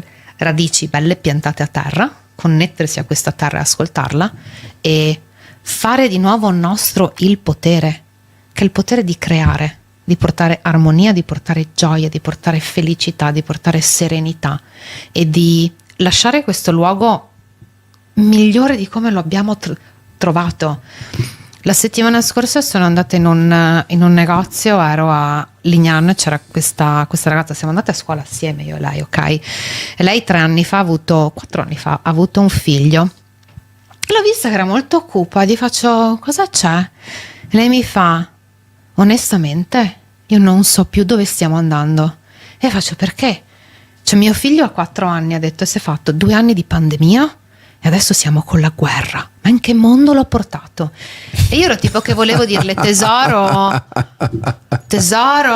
svegliati, lo puoi cambiare. Solo che il panico, la paura di una multa, di un qualcosa che è tutto un'illusione, È la mantiene lì. Perché noi, anche se c'è scritto 50, andiamo a 60, anche se ci possono dare una multa. Però allora, quello che stavi parlando, e stavo riflettendo attentamente un fatto storico, ok? Allora io dico, chi ha messo in piedi l'Italia nel dopoguerra e chi ha creato l'Italia è gente che non ha studiato, sapeva leggere, scrivere, ha fatto la terza, quinta elementari, le medie era proprio i più studiati, ma comunque terza o quinta elementare, e hanno costruito l'Italia e costruivano delle cose resistenti che duravano, mandavano avanti fabbriche con centinaia di persone eccetera. E allora la terza elementare, ok, e avevano il massimo della loro creatività, perché loro gli interessava avere il minimo di leggere e scrivere per poter dire agli altri cosa fare. Non potevano fare a gesti, giusto? Cioè dovevano dire un po' il minimo, ok, e il resto avevano le loro idee chiare in cosa far fare, e così è cresciuta l'Italia, è diventata una delle potenze mondiali. Boh. Poi cosa è successo? Secondo me c'è stato un brainwashing, come si dice, un lavaggio del cervello, perché tu, se hai tutta gente creativa, tu non puoi dominarla. No. Per cui come fai per dominare una persona? La rendi insicura e gli dici: se vuoi essere qualcuno devi essere studiato, devi avere fatto le scuole, devi aver fatto il liceo, devi aver fatto l'università, devi essere laureato, per cui tu tutti quegli anni che tu leggi e ripeti a memoria come un pappagallo tutti quei libri, mentalmente ti bloccano la tua creatività, perché se tu la vedi in un modo diverso dal libro e dalla tua versione non va bene, vieni bocciato. Per cui loro dicono: tu devi lavarti il cervello e ripetere con me da, e loro ripetono quello, per cui tu diventi una vittima di un Matrix, giusto? Tu quando hai finito quella scuola, tu di creatività hai zero, perché potrai andare a timbrare il cartellino verso qualcuno che dice: io so fare questo, bene, vieni da me, una grande multinazionale, tu timbrerai il cartellino, anzi devi risettare tutto, che quello studiato maggior parte è già vecchio, per cui comunque sei già propenso all'obbedienza, perché tu hai studiato tutti quegli anni, per cui sei obbediente, hai avuto dei buoni voti, vuol dire che hai ripetuto bene, hai lavato bene il tuo cervello, bene. Mentre lui saprà fare solo quello, se lo sposti 1 millimetro da quello è perso. Mentre quello che non ha studiato sa fare tutto. Perché si adegua a tutto. Se non sa fare, fa un corso, 1 mese o 2, ma lo sa fare, perché è la creatività. Quell'altro ormai si è spento. Allora, quando tu hai spento tutto un popolo e lo incanali e quello che tu vuoi, dopo lui è insicuro e aspetta a te che gli dici cosa fare, per cui è ovvio che saranno delle vittime di propaganda. Fai così, salta, metti la scarpa destra, mettiti il berrettino, mettiti la mascherina, mettiti la sciarpina, mettiti il capottino, cioè siamo tutti ammaestrati, non abbiamo più un cervello, perché per tanti anni siamo stati lavati col cervello, non abbiamo più un pensiero nostro, abbiamo solo un pensiero unico, mentre gli altri stati no. Per quello loro non è che riuscivano a obbligargli le loro, dicevano: no, cosa vuole, la vita è mia, mentre noi non abbiamo una vita nostra, ci siamo fatti lavare il cervello su una vita preimpostata. E qui parliamo dei cinesi, ma siamo molto simili, per cui, capito, cioè questo secondo me è stato il problema, che abbiamo perso la nostra creatività e ci ha reso insicuri nel fare solo quello, per cui uno dice io non so fare quello, e chi l'ha detto? Lo impara l'arte, metti da parte, puoi fare tutto quello che vuoi, come dicevi te prima, per cui se tu puoi fare tutto quello che vuoi, perché limitarti solo a quello? E allora, tornando indietro, visto che le persone, comunque sia quelle che non hanno studiato, sanno fare di tutto, arrangiarsi in qualsiasi cosa e vanno avanti tranquilli e felici nella vita, perché se domani hanno quel lavoro ne faranno un altro, se non hanno questo faranno un altro, no? Sì, anche perché quando noi siamo bambini, fino ai 4 anni noi emaniamo quasi solamente onde theta, quindi siamo delle spugne.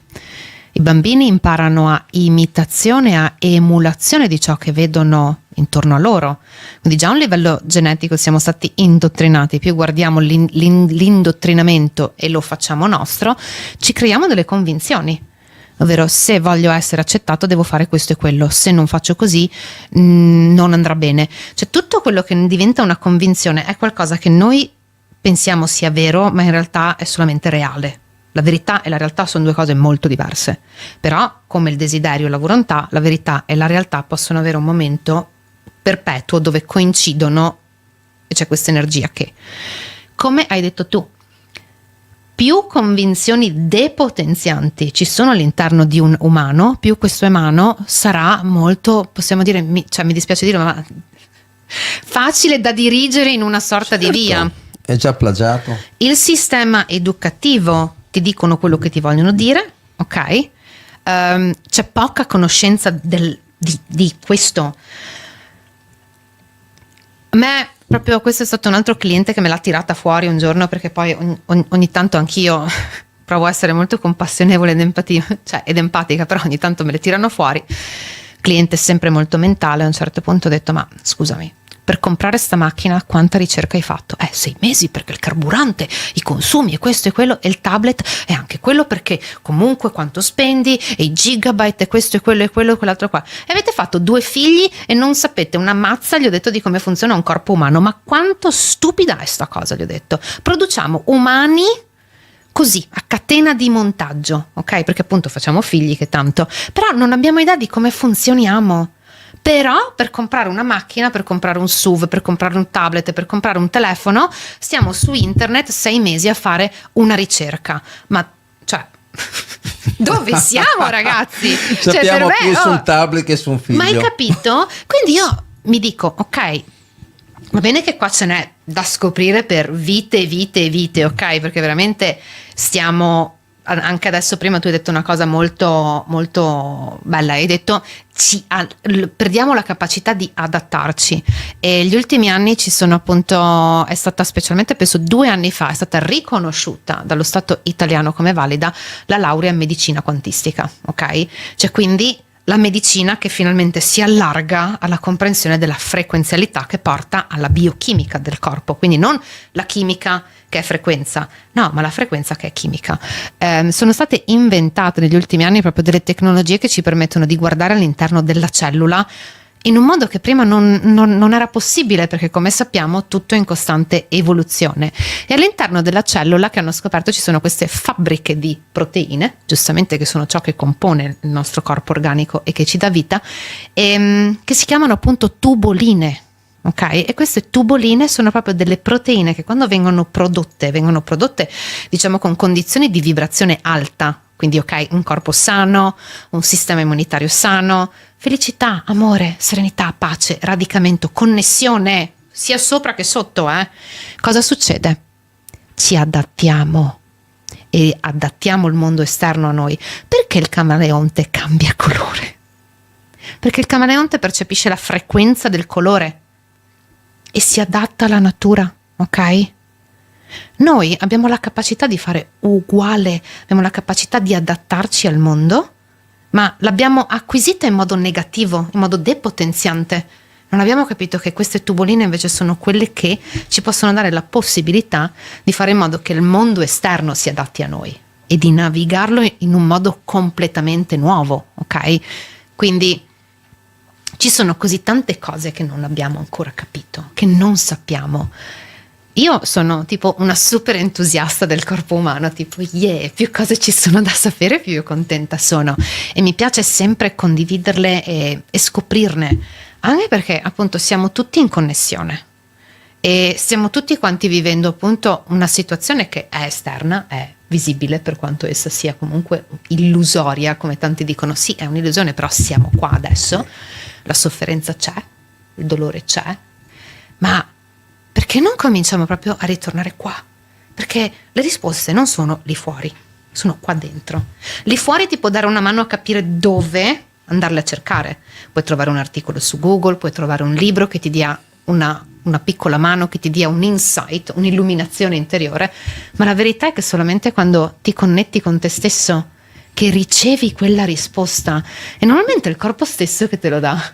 Allora c'è un altro sistema. Allora io vi dico per me, perché io sono un caso a parte, però allora è vero, dai. Comunque io, se ho bisogno di cercare un qualcosa, una roba eccetera, allora parlo con me stesso e mi dico: ok, devo trovare questa soluzione o questa situazione o questa informazione. Poi guardo il cielo e chiedo: per favore datemi una mano a cercare questo, quell'altro eccetera, questo mio pensiero o un quesito, e nel giro di 2, massimo 3 giorni vi garantisco che arriva sempre. E se uno sa Sempre. chiedere, arriva anche una bella risposta Sempre. che non ha bisogno di essere tradotta, che non ha bisogno di sottotitoli, è proprio una cosa bella chiara che anche arriva. Perché tanti mi dicono: sai, sì, ricevo, ma mi succedono cose strane che non riesco a tradurre. No, devi imparare a chiedere senza sottotitoli, cioè devi imparare a chiedere una risposta chiara, una manifestazione alla tua richiesta Dipende da chiara. noi, quanto siamo chiari noi stessi. Cioè la vita è semplice per chi è semplice, è Esatto. complicata per chi è complicato. Noi pensiamo che tutto è complicato perché ci hanno sempre indotto a pensare che è complicato per renderci insicuri, però in realtà è semplice. È molto Tu quando semplice. chiedi è semplice, è tutto lì, cioè è molto più semplice di quello che noi pensiamo, però ci complicano per renderci insicuri e noi ci caschiamo ovviamente. Però se uno è sincero in se stesso, è umile con se stesso, accetta che non siamo soli, siamo noi, c'è il nostro spirito guida, c'è la sua eccetera, e impariamo a comunicare, cioè tu vivi tranquillo, non hai nulla di cui ma zero meno, Assolutamente. zero meno, perché a quel punto tu, avendo creato questa connessione, tutto fluisce, Sì. tutto va, non devi preoccuparti di nulla proprio. No, zero. anche perché tutte le azioni, cioè la reazione, che anche quella è un'azione, ok? Cioè è un reagire, reazione. E l'azione diventano gesti sacri, giustamente, dove noi portiamo questa energia che è divina, ma anche in connessione con Madre Terra, cioè quindi stiamo manifestando le due, giustamente, polarità. Ogni azione diventa divina, quindi diventa un'occasione di miglioramento, diventa un'occasione di condivisione, di arricchimento, e ha una valenza, ok? In tutto quello che tu fai. Non è che i gesti vengono fatti a caso, le cose vengono fatte a caso.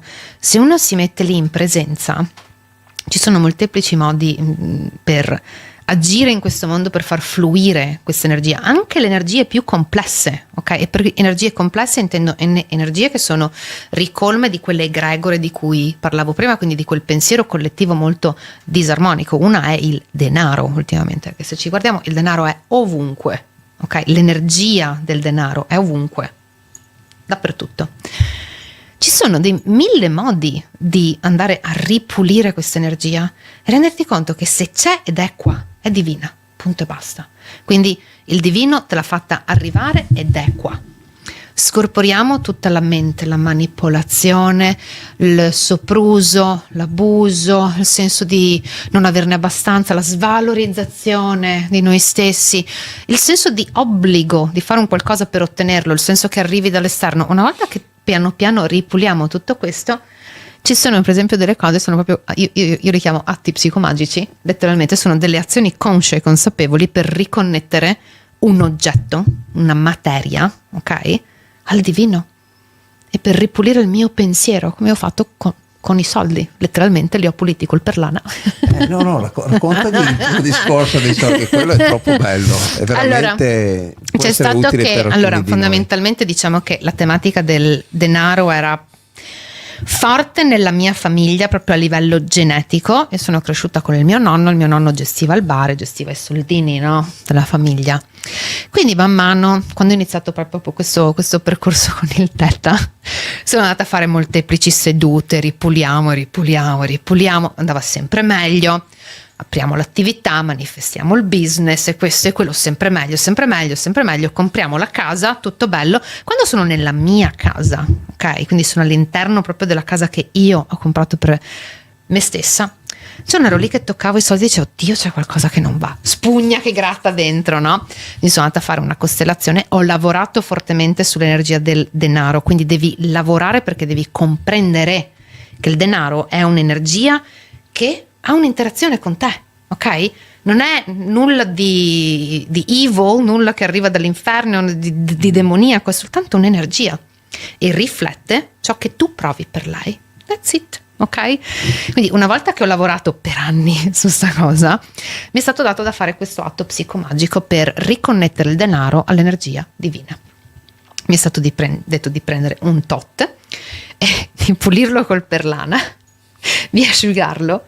Nel senso, l'hai lavato nel senso, nell'acqua? Allora l'ho messo, sì, ho messo un filo di perlana con dell'acqua tiepida. Sono andata in banca a prenderlo. Il signore della banca era molto preoccupato che io volessi pagare cose a nero, fondamentalmente, no, così di sottobanco, ed era quasi titubante a darmi questi soldi. A un certo punto proprio gliel'ho detto, no, guardi che li devo lavare e glieli riporto fra 2 giorni. Non mi ha più fatto questioni, me li ha dati e festa finita. Sono arrivata a casa, ho preso tutte le banconote, perché avevo preso banconote di vario taglio, ok? E una alla volta le ho messe dentro l'acqua e ho detto, ti lavo da tutto ciò che è disarmonico, che è depotenziante, ti lavo da tutto ciò che non fa parte di me, che non è più mio, ti lavo da tutto ciò che è arrivato dal passato e che non può andare verso un futuro. Quindi con ogni banconota dicevo qualcosa diverso, ma il gist era più o meno questo, sì. Cioè, no? Poi dopo le risciacquavo nell'acqua pulita, no? Okay. E le ho messe proprio con le mollette in camera, Sì. ok, dappertutto. Poi il giorno dopo, quando erano asciutti, li ho piegati e gli ho messo il profumo sopra, gli ho messo degli oli essenziali. Ho detto, io con questo ti riconnetto all'energia del divino, ti riconnetto e riconosco che qua dentro c'è il divino e voglio accogliere l'energia divina dentro, che c'è dentro di te. Ti rispetto e ti chiedo di rispettarmi, ok? E fatto ridere perché poi dopo, cioè, questo è una parte del rituale, ok? Ed è vero, perché comunque il mio rapporto con il denaro è cambiato completamente. Cioè io il mese dopo ho fatto 2 volte e mezzo i soldi che normalmente facevo. Sono arrivati soldi da fonti così che non capivo. Cioè ho vinto 70 euro a un gratta e vinci che non li vincevo mai. Ho cominciato a vincere il gratta e vinci. Cioè, per dire, ne prendo uno una volta ogni tanto. Mi sono arrivati soldi dall'Australia, dove non stavo da 10 anni, e dall'Austria, dove non stavo da 8. Sto dicendo, ma perché tutti i canali che io tenevo bloccati si sono aperti, quindi mi sono aperta all'abbondanza, perché se il denaro è qua, noi possiamo portarne in infinita abbondanza. Per creare cosa?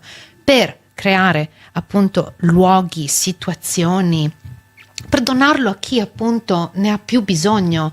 Quindi è sempre una questione, secondo me, di percezione, come abbiamo appunto detto, di come decidi di agire in questa vita. Io decido di agire guardando sempre quella finestra più alta e di dire, ok, qua c'è comunque qualcosa che sta agendo, che è più grande di me. Mi metto in assenza di giudizio, chiedo come arrivare a quella finestra là in alto, perché voglio guardare cos'è che stanno provando a farmi vedere. Magari non succede proprio in un giorno, non succede in 2, magari 15 giorni, 1 mese, 2 mesi, però arrivi a quella finestra, ti porta ad essere sempre più libero dal giudizio, sempre più, secondo me, in comprensione della natura umana, che è bellissima quando siamo puliti dentro, cioè, siamo spettacolari, secondo me, e anche alla comprensione che veramente abbiamo una serie di talenti e possiamo fare delle cose che noi non ci ricordiamo. C'è tanto che non ci ricordiamo di noi, quindi forse anche per quello che sono così appassionata a questo. L'unica cosa, cioè, infatti mi ha detto, qual è l'unica cosa che ti è stata, cioè, che è veramente tua? Questo. Dato in dotazione, arrivato con degli optional, me lo porto fino alla fine, tra gli optional posso aggiungermeli, giustamente, e tutto quello che non è un optional, ma che magari sai, tipo il radiatore rotto, il carburatore che non funziona, gli si fa un aggiornamento di sistema, giustamente. Sì, poi, per come la vedo io, cioè ci sono anche delle altre cose aggiuntive, cioè nel senso, il tempo. Sì. Tu quando doni il tuo tempo, regali il tuo tempo a qualcun altro per una giusta causa, ti viene dato anche a te nel tuo momento di bisogno, eccetera. E dei bonus. Io li chiamo dei bonus. Io sono tipo i regaloni cosmici che li vedo lì pronti per la consegna. Oddio, esatto. No, io li vedo con un'altra cosa, cioè tipo una specie di karma, quello che tu fai raccogli. Oh, certo.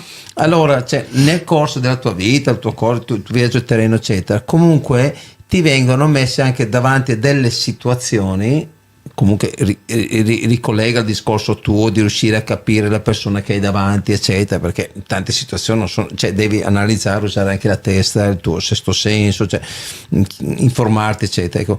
Però vengono delle situazioni davanti che tu magari aiuti quella persona perché in quel momento quella persona ha bisogno di aiuto, ma non vuol dire economico, anche una parola, esatto. Un consiglio, qualsiasi cosa, e un aiuto anche magari per spostare una qualsiasi cosa, cioè tu dai quell'aiuto senza volere qualcosa in cambio, cioè tu dai quell'aiuto punto perché ti senti di darlo, eccetera, e magari quella persona non ti dice nemmeno grazie e tu magari dici cavolo guarda, gli ho dato una mano ma ne frega proprio niente, ma te non deve importarti perché tu è una cosa che tu hai fatto volontariamente, che sai che andava fatta, perché la volta dopo tu quando avrai bisogno tu hai accumulato come dei bonus, dei punti, e quando durante la tua vita tu avrai bisogno ti verranno ridati quei punti, ma quasi mai da quella persona, sempre vero, hai notato anche tu, mai. È vero, e l'ho detto una volta a una persona e ho detto io sono qua per aiutarti perché so che dopo la vita me lo torna indietro in un altro modo. Sì. Me lo ricordo. Per cui fare del bene ti torna del bene. Sì. Appunto quando tu non fai del male non hai paura. Sì. Cioè, male non fare, paura non avere, e poi se fai del bene ti torna il bene. Secondo me ci sono delle cose semplici di vita, cioè per stare così bene tutti insieme in comunità, eccetera. E quando non si seguono queste cose semplicissime, è lì che secondo me si va allo sbando, ma se si seguono allora si va benissimo, cioè tutti. E allora intanto magari iniziamo con quelli che ci circondano, i nostri simili, e difatti tra di noi andiamo bene perché abbiamo la stessa lunghezza d'onda, la stessa frequenza, come dici te, vero? E però con altre persone purtroppo che non sono ancora pronte magari vai controcorrente e rischi di affossarti tu, per cui devi sapere con chi, come, quando, ognuno al suo momento, perché non vuol dire che tu riesci a fare sta cosa con tutti, cioè Gesù riusciva, ma noi non siamo Gesù, per cui dobbiamo organizzarci in quello che riusciamo a fare, no? Sta anche secondo me a comprendere il tuo interlocutore. Ci sono alcune persone che sono venute qua proprio a fare un'esperienza di vita basica, ok? Cioè proprio a esperire un sacco di emozioni, a rimanere dentro proprio questa sorta di umano senza riconnettersi, perché è proprio quello che sono venute qua a fare, ed è ok. Ci sono invece delle persone che hanno bisogno di un linguaggio molto diverso, cioè una sorta di linguaggio metaforico che gli entra dentro piano piano. Ci sono persone che hanno soltanto bisogno di essere toccate una volta ogni tanto, non hanno neanche bisogno della parola, e quello è sufficiente. Ed è vero, perché altrimenti rischi che ci sia una sorta di ondata di rientro verso di te che non è propriamente polarizzata bene, giustamente. Sì.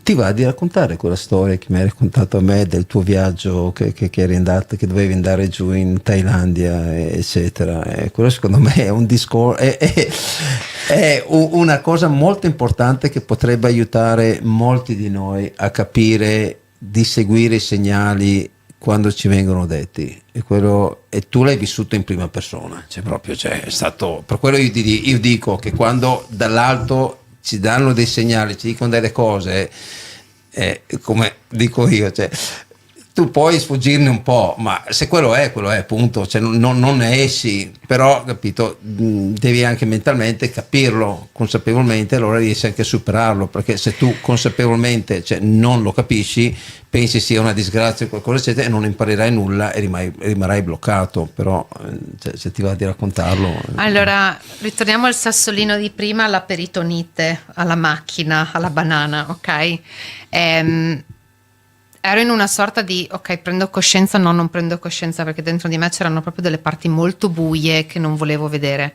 Proprio mi stavo autoproteggendo.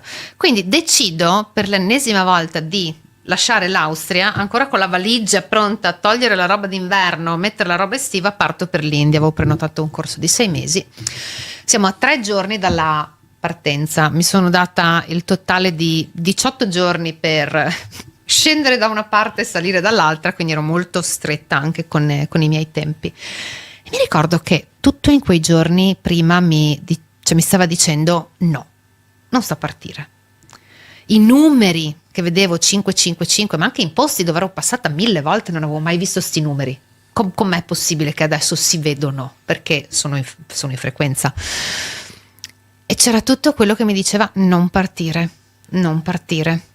Dico a mio padre, giustamente, babbo, com'è la sensazione che non sono sull'aereo? E fa, ma ti prego, tu e le tue sensazioni, mi ha detto. Sull'aereo ti ci porto, ti metto su, dov'è il problema? Boh. Alla mattina della partenza mi guardo intorno e tutto come io organizzavo i miei viaggi era tutto diverso. Io lo vedevo come un caos, per me era caotico, cioè valigia ancora aperta, documenti non pronti. Dicevo, ma dove cacchio stai andando? E mi ricordo che mi sono tirata proprio su così sul letto, guardate in alto e faccio, vi prego, qualsiasi cosa succeda non fate cadere l'aereo. Perché lo sapevo. Arriviamo a Venezia, salgo, tutto a posto. Venezia, Abu Dhabi si svolge più o meno senza grandi, diciamo, shock. Poi scendo. Prima volta che faccio scalo ad Abu Dhabi, guardo il biglietto e dico che bello, 2,15 €, adesso vado al mio gate, mi prendo una banana, mi bevo un po' di acqua. E così faccio, mi compro una banana, mi prendo la mia acqua, sono con le cuffie qua, quindi non le ho su, perché giustamente, che ne sai, ti chiamano l'autoparlante, vai te a capire. Sono lì e mi sto facendo il mio diario, mi sto proprio facendo il mio journaling, no? Poi arriva un bambino con sta paletta, no, che zoghemo con la balletta, c'è il papà che sono indiani, parliamo un attimo, vita d'aeroporto normale, e mica scrivo e mangio banana. Boh. A un certo punto, non chiedermi perché, ero lì proprio così ad occhi chiusi, rinvengo da non so dove e mi guardo in giro. E avevo uno stranissimo senso che qualcosa non andava. Allora, guardo il gate dove io dovevo effettivamente salire e erano tutte persone nere d'Africa, cioè proprio cioccolato fondente. E il primo pensiero che ho avuto, ho detto, no, Cribbio, quando si va di là sono più colorati cappuccino, quindi c'è qualcosa che non va. Infatti guardo, l'aereo stava andando in Congo. Quindi guardo l'ora, guardo il biglietto, come se i numeri si fossero capovolti, era come se io avessi avuto un altro biglietto in mano. Quindi mi chiedo, ma chi ha letto il biglietto di prima? Dov'ero? E di fatto che vabbè, sono lì, mi scoppio a ridere.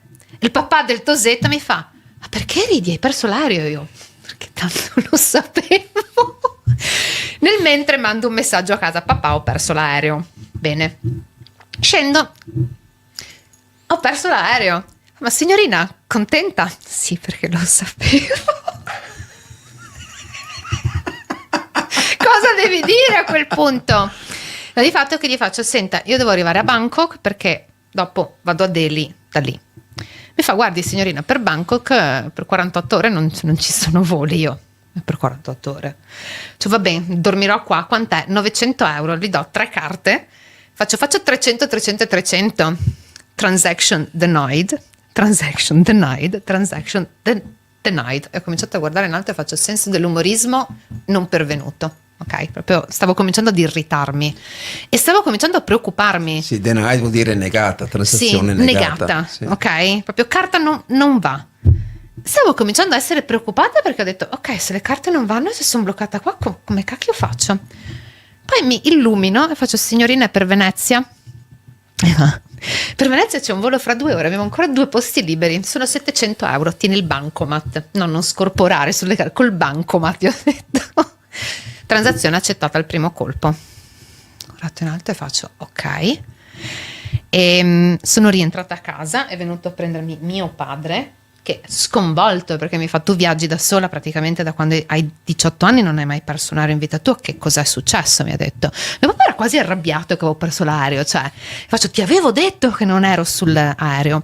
Sta di fatto che per qualche motivazione, essendo che tutti quanti comunque abbiamo avuto storie di malattia, cioè specialmente nella famiglia della mamma, io mi tenevo comunque controllata, specialmente nel mio corpo fisico, no? Perché ci tenevo.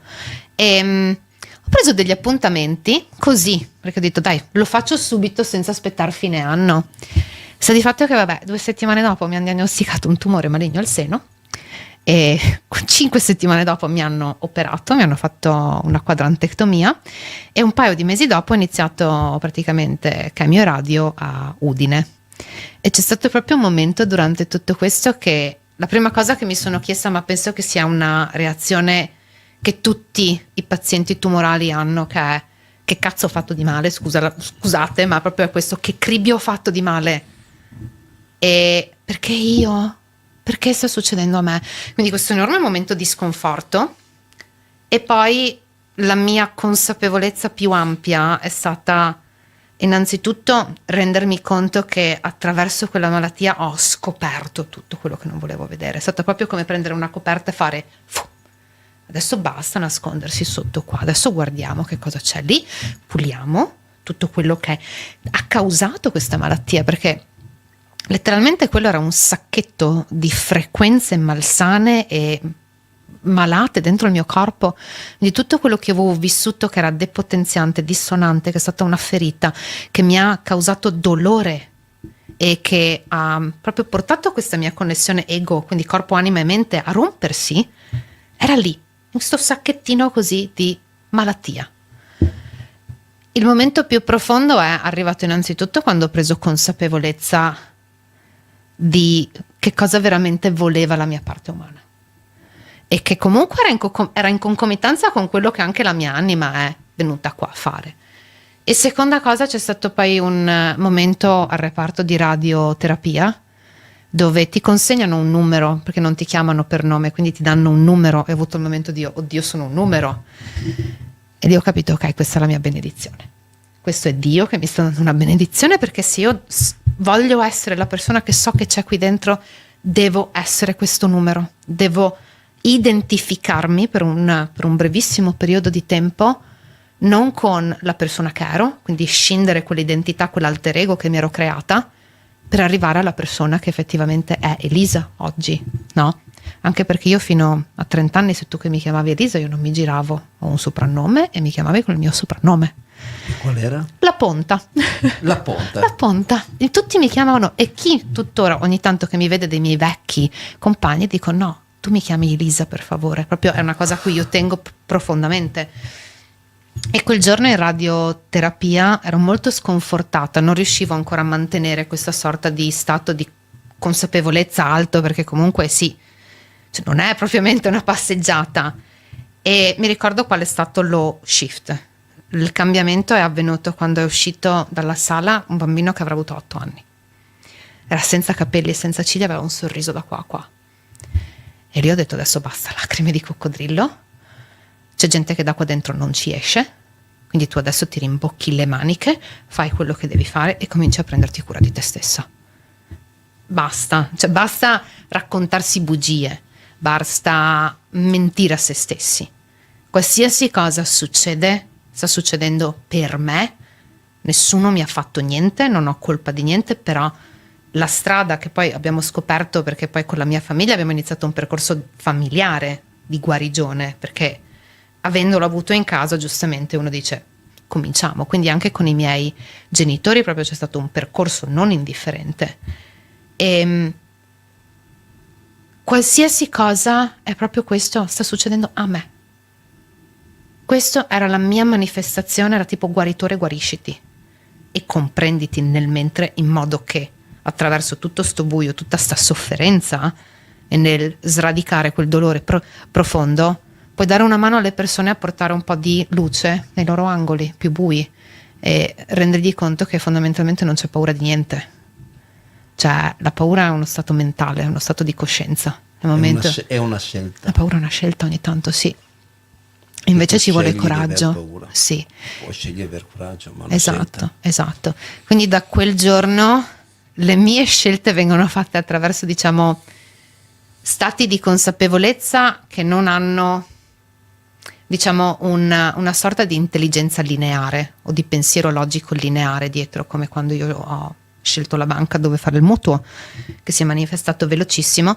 Non ho nemmeno letto i contratti, onestamente, cioè proprio ma l'ho scelto perché la signorina che stava facendo i conti sul telefono, mentre ha fatto le calcolazioni, è uscito 44,444444444 e io ho guardato e mi ha detto: noi facciamo qua il mutuo. Mi fa: ma non ho nemmeno letto i contratti, i tassi. No, noi facciamo qua il mutuo, questo basta.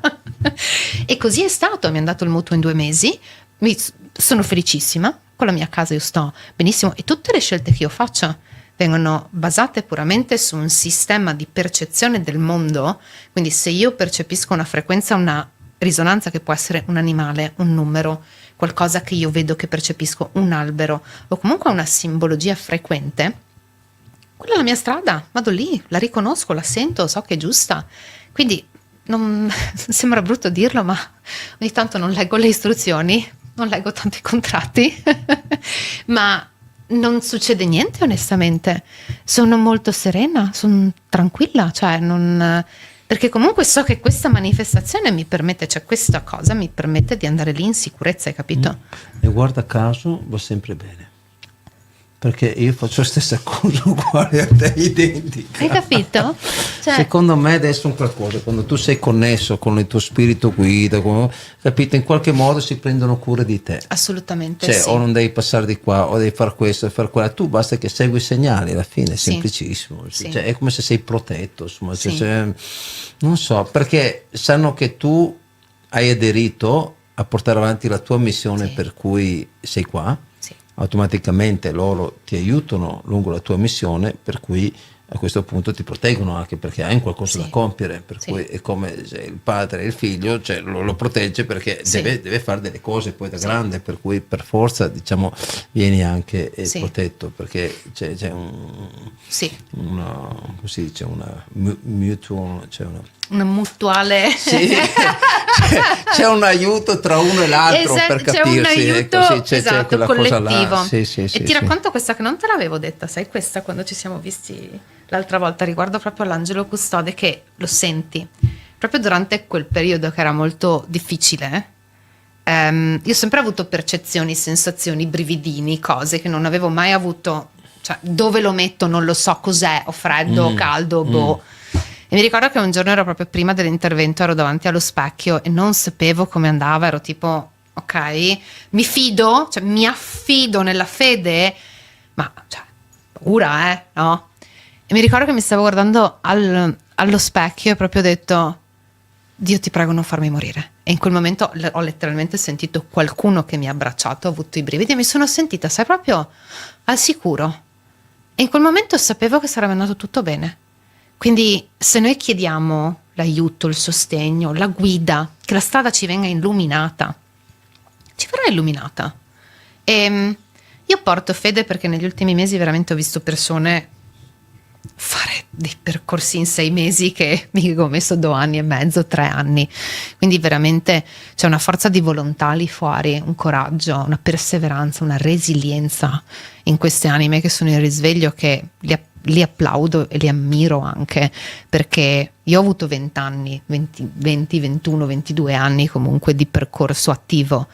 Questi ragazzi lo stanno facendo, cioè veramente in 6, 7, 8 mesi, quindi bravi a Ma loro. secondo te lo stanno facendo in 6-8 mesi o c'era già da prima e si è manifestato No, adesso? secondo me è proprio un fattore energetico, ok? È proprio un fattore che c'è un'onda energetica e gli viene concesso, magari prima forse c'era un'energia un po' più densa per noi, anche il tempo è molto incalzante, ok? Quindi quello che denota è proprio questo, secondo me, per molteplici fattori, magari anche una predisposizione loro meno blocchi forse, la voglia di stare bene, l'essere già entrati magari in connessione con altre persone che comunque hanno iniziato un percorso, perché anche quello niente succede a caso, quindi tutte le persone e le tecniche, ciò che arriva nella tua vita effettivamente arriva al momento giusto.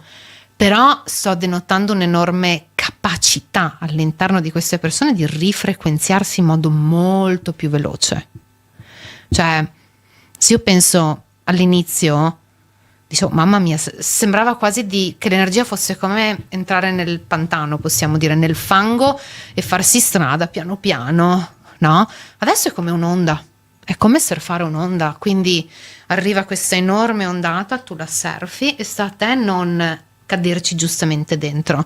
Però mi ha veramente stupito alla quantità di persone che stanno manifestando la loro volontà proprio di conoscere e di dire ok, non è tutto come era prima, non voglio finire a 70 anni così, non voglio continuare a vivere questa vita basata su questi principi molto aridi, ma voglio riconnettermi alla ricchezza, alla prosperità, alla fecondità di quello che la vita ha da darmi. Principi che qualcuno ci ha imposto. Infatti sono principi che sono esterni, io quello che abbiamo dentro le chiamo virtù. Sì, esatto. Hai capito? Un'altra cosa. È un'altra cosa. Cioè, l'aridità che c'è stato proprio questo campo, giochiamo qui dentro, triste. Madonna. E tutto quello che invece c'è fuori. Che Sembra di più. quasi come quei Che film, di più. no? Nel campo c'è il 10% forse, e di più fuori c'è il 90%, Sì. però ci sentiamo sicuri in quel 10% perché Esatto. ci hanno detto che in quel 10% siamo protetti. Cioè, Esatto. pensa che illusione mentale che siamo, Sì. che abbiamo vissuto Sì. fino Un a poco tempo torpore. fa. Infatti per quello ti ho detto, è come se fossimo in questa navicella nel sonno criotonico e stiamo facendo questa vita terrificante. Te dico io, infatti dico sempre, ma il vostro veramente, cioè, cosa sognavate da bimbi? Cioè, non lo so, di andare a votare alle elezioni, di pagare le tasse, di pagare l'INAIL e l'INPS, bellissimo, cioè wow. Grandi sogni. In realtà sognavo di vivere la vita e basta. Io Sai, invece quella proprio che ho sognavo vissuto fino adesso. di venire proprio qua a fare quello che sono venuta a fare, di scoprire, di vedere cosa c'era, del capire anche perché non ero proprio come gli altri. Quindi io proprio ce l'ho avuto fin da piccola questo momento di ok, questo non è tutto a caso, e piano piano col tempo si è risvegliato. Sto conoscendo persone che non si sono mai spente, cioè capito, sono sempre state on, che è una cosa bellissima. Ci sono persone che sono state off, ma probabilmente hanno anche delle anime importanti dietro, hanno un bel sostegno anche a livello di guide che stanno facendo on adesso e on, madonna, ma luci accese dappertutto proprio. Non so. Io ho vissuto sempre quello che volevo, poi dopo mi sono sempre fidato al destino. Io dico se arriva, e difatti poi mi hanno spostato là, poi lì, poi quello dovevo imparare qua, e poi mi hanno spostato di là e poi di qua, e poi un giorno ho detto vorrei avere successo, cioè a livello economico e materialismo, cosa faccio? Sono andato all'apice di tutto, poi volevo fare un'altra cosa e anche là sono andato all'apice, per cui ho avuto tutte le soddisfazioni anche a livello materiale, quello che volevo.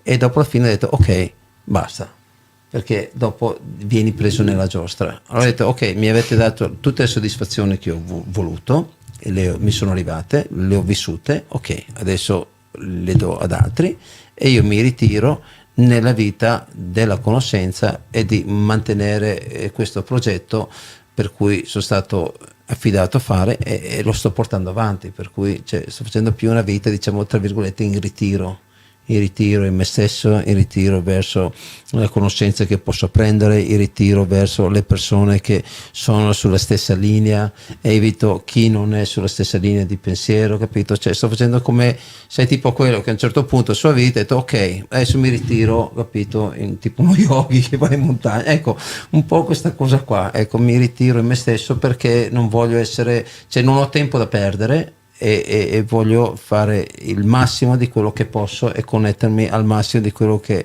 sta avvenendo, e c'è tanto altro ancora da fare e non c'è tempo da perdere, insomma, soprattutto, anzi è un solo secondo da perdere, assolutamente non andare avanti. Allora adesso la regia mi dicono di procedere con la canzone, che noi a ogni puntata mettiamo una canzone. È una canzone un po' particolare perché parla un po' di noi stessi, del nostro destino, di quello che siamo chiamati ad essere, che ognuno un po' ha anche la sua missione. Ecco, e chi ha piacere ci scriva di questa canzone che va in ora in onda, però non è tanto una canzone quanto un messaggio che ognuno di noi può ricepirlo a modo suo in base alla sua consapevolezza. Ecco, a fra poco, buon ascolto.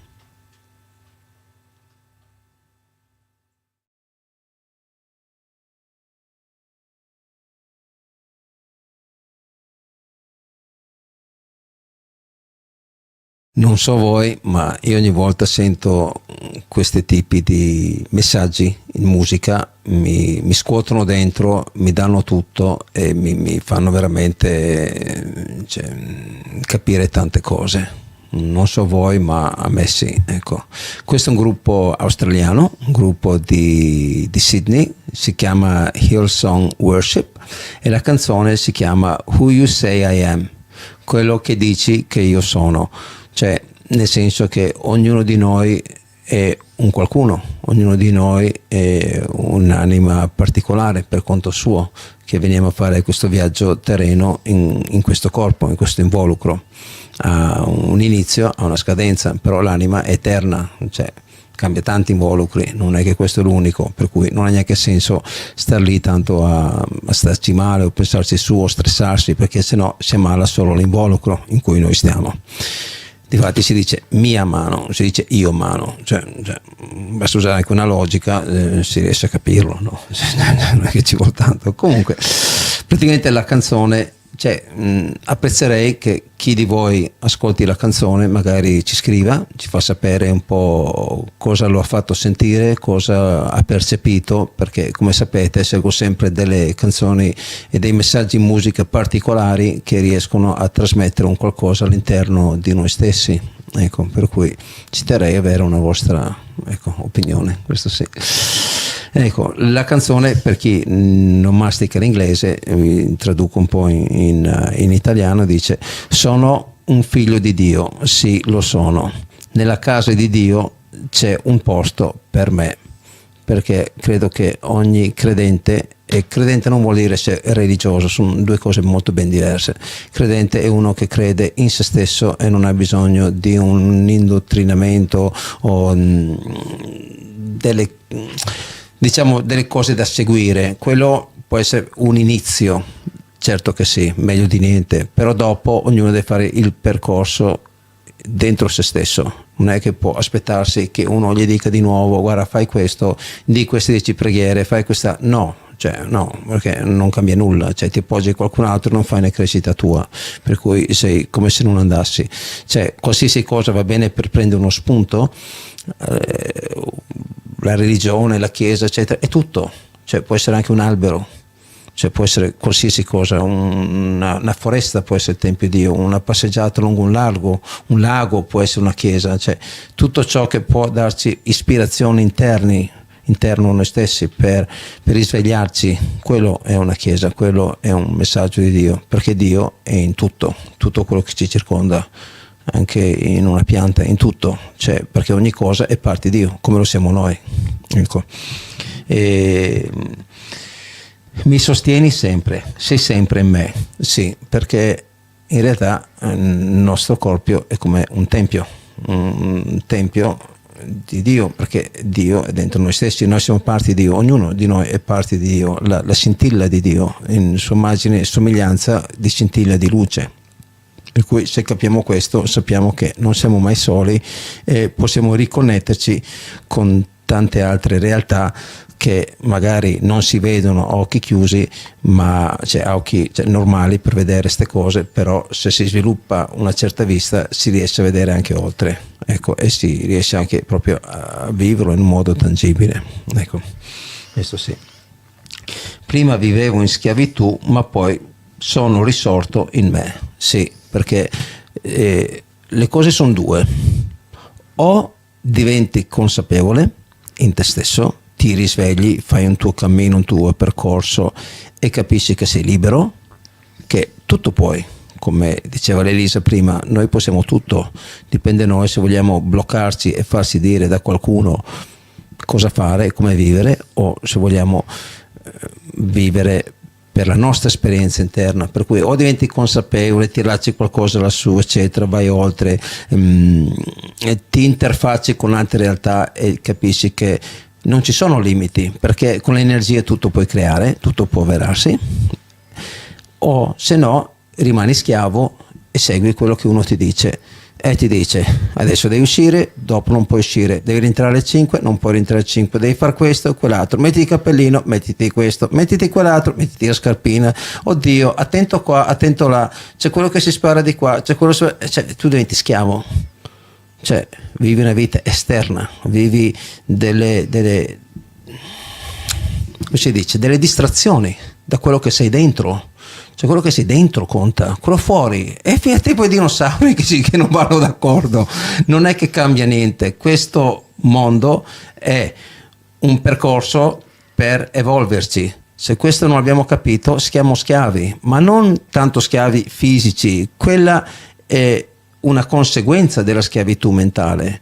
Quella fisica è secondaria, è quella mentale che peggiore, perché tu pensi che se non sei schiavo sei perso. Perché? Perché non sei risorto in te stesso, per cui è molto importante capire questo se vogliamo andare oltre.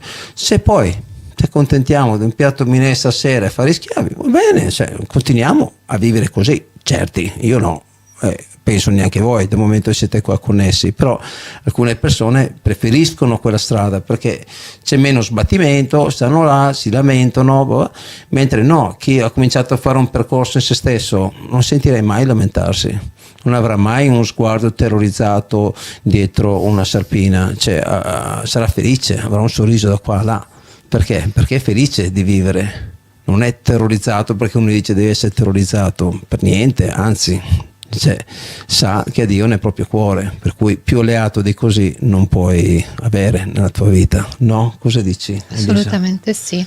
Infatti dico sempre il creatore è il mio migliore amico. Sì, tu hai il modo di dire la cosa, hai l'eloquenza, eccetera. A me io quando parlo, vabbè dai, faccio quello che posso. Ma hai fatto benissimo, l'hai spiegato benissimo. Sì, no, è che cerco di mi strombolo su da solo, però dai, il concetto credo che si riesca a capire, sì. Insomma, ecco, perlomeno insomma, cerco di fare quello che si può. No? Assolutamente, infatti ho detto e grazie di nuovo a Edward che finalmente i programmi per noi. No, innanzitutto grazie, diciamo, il ringraziamento principale va fatto ai miei genitori, perché sono loro che hanno messo sulla radio eccetera, per cui se ci ritroviamo qua in questo programma è grazie a loro. Io mantengo quello che loro hanno creato, quello sì, con i miei sforzi, con le mie cose eccetera, mantengo quello che l'hanno creato, però l'hanno creato loro, per cui il primo ringraziamento va dato loro. Difatti dietro, se vedete, c'è la foto di mio papà e c'è la canzone, c'è il disco che è fatto ancora quando i miei vivevano in Canada, che erano artisti, con mia mamma sulla sinistra e mio papà sulla destra, ecco. In cui il primo ringraziamento va dato loro e il secondo ringraziamento va dato a tutti voi, perché siete voi il programma non sono io, il programma siete voi che mi date l'ispirazione con quello che scrivete, con voi che state qua a guardare, se no starei qua a parlare a un muro, saremmo qua a parlare solo io e Elisa delle cose nostre, ma non sarebbe un programma, per cui il programma è perché ci siete voi. Ecco, per cui io ringrazio voi per far sì che questo sia avverato e che siamo arrivati alla 10ª puntata, che onestamente non sapevo come ci sarei arrivato né nulla eccetera, sapevo solo che ho fatto questo programma, però ogni programma è bellissimo, è fantastico, ci sono degli ospiti incredibili che io imparo e riesco a relazionarmi con un sacco di cose, e questo per me è una grandissima illuminazione, e come dice questo messaggio in musica, dice siamo figli di Dio, sì lo siamo, e che siamo stati scelti e non condannati. Scelti perché abbiamo voluto essere scelti con la nostra azione, con il nostro stile di vita, con il nostro risveglio. Non è che si viene scelti perché uno ha soldi o uno ha questo, uno ha quello, no. Uno viene scelto perché decide di mettere se stesso al servizio del prossimo. È come l'Elisa qua che parla, nessuno, cioè nel senso non viene pagato venire qua, non è un lavoro, cioè è un qualcosa che lei ha deciso di condividere con tutti noi, è una sua scelta, è una sua conoscenza che porta a beneficio del prossimo, come faccio io, come fate anche voi che prendete il vostro tempo a seguirci, a scriverci, e che voi a vostra volta magari dite anche a altre persone, guarda, cioè, connettiamoci tutti insieme, oppure magari gli portate un po' di conoscenza che avete ricevuto e tutti insieme creiamo questo mondo in cui viviamo. Dipende da ognuno di noi. Non possiamo criticare qualcosa che non va se noi per primi non facciamo qualcosa e non diamo l'esempio, perché scagli la prima pietra chi ha peccato. Per cui se tu devi giudicare o criticare qualcun altro, prima finisci con te stesso e poi se rimane un po' di fiato forse lo facciamo con il nostro prossimo. Per cui io credo che questo sia un insegnamento importante da mantenere, e soprattutto amare il prossimo come se stessi, come si vorrebbe essere amati. Quando tu tratti il tuo prossimo come tu vorresti essere trattato, credo che già lì basti per avere una bella vita, insomma, ecco, tutti insieme, soprattutto anche in senso civico, proprio di essere presenti l'un per l'altro nel momento di bisogno, perché oggi hai bisogno te, domani hai bisogno io, e se non ci si aiuta non si va da nessuna parte. Ecco, per cui grazie. No? E ti lascio con questa. Ti dico grazie a tutti voi che siete connessi a voi stessi. E il messaggio che ho ricevuto prima di fine dell'anno scorso è stato questo: l'anno prossimo qual è il goal? Qual è l'obiettivo? No? Ho chiesto ai piani alti e non mi hanno detto: porta la tua voce il più lontano possibile. E io ero ok, quindi? Tipo quindi? E faccio: come faccio? Mi fa: non ti preoccupare, arriverà tutto. E nel giro di 2 mesi e mezzo ho incontrato Edward, ci hanno messo in contatto e ho capito, porto la mia voce il più lontano possibile con la mia esperienza di vita, con la mia consapevolezza, con quello che io ho imparato attraverso proprio il vivere ogni giorno qua. E quindi portate la vostra voce il più lontano possibile, portate un sorriso, portate un po' di gentilezza, portate un po' di amore ogni giorno nelle nostre vite, e soprattutto siate grati a voi stessi ogni giorno. Sai chi mi hai commosso? No, perché mi stavi mettendo proprio in quello che stavi dicendo, proprio c'è tanta profondità. Grazie. Veramente bello. Grazie per averci seguito, e chi non è riuscito ad ascoltare la puntata può riascoltare in podcast sul nostro sito www.radiopiper.it, oppure su YouTube o Facebook Radio Piper, Facebook Piper Club, eccetera. Ecco. Ecco. Non finisce qua la puntata, ma finisce, cioè nel senso sospendiamo e ci ritroviamo mercoledì prossimo. Nel frattempo è una pausa riflessiva per ognuno di noi, magari per riuscire a mettere in pratica quello che l'Elisa ci ha portato stasera, e in attesa della prossima puntata per apprendere ancora qualcos'altro per il nostro programma, il programma di tutti noi che vogliamo un attimino elevarci a livello di consapevolezza, di spiritualità, di coscienza, eccetera. Ecco. Per cui sempre un po' difficile salutarvi, però è così. Vi voglio bene, tanto. Grazie per esserci.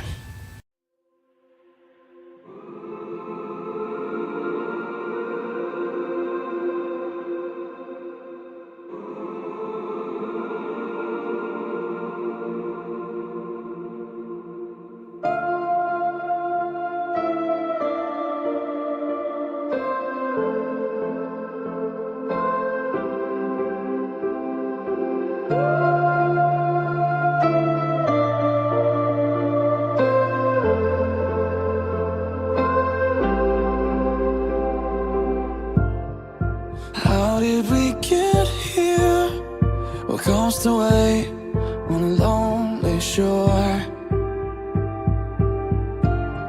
I can see in your eyes, dear, it's hard to take for a moment more. We've got to burn the ships, cut the ties, send a flare into the night. Say a prayer, turn the tide, dry your tears and wave goodbye. Step into a new day. We can rise up from the dust and walk away. We can dance upon the heartache, yeah. So light a match, leave the past, burn the ships, and don't you look back.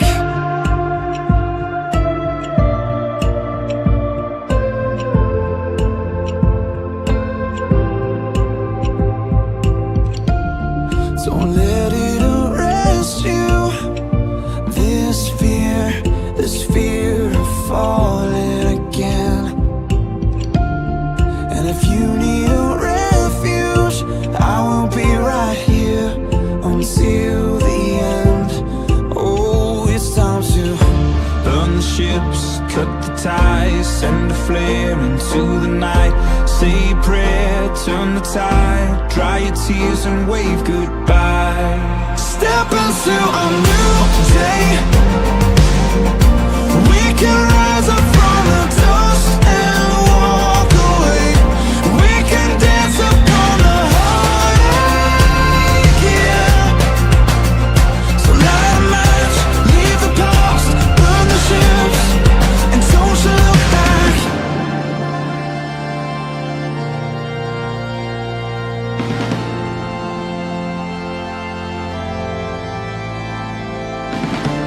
So long to shame, walk through the sorrow, out of the fire, into tomorrow. So flush the pills, face the fear, feel the weight disappear. We're coming clean, we're born again. Our hopeful lungs can breathe again. Oh, we can breathe again.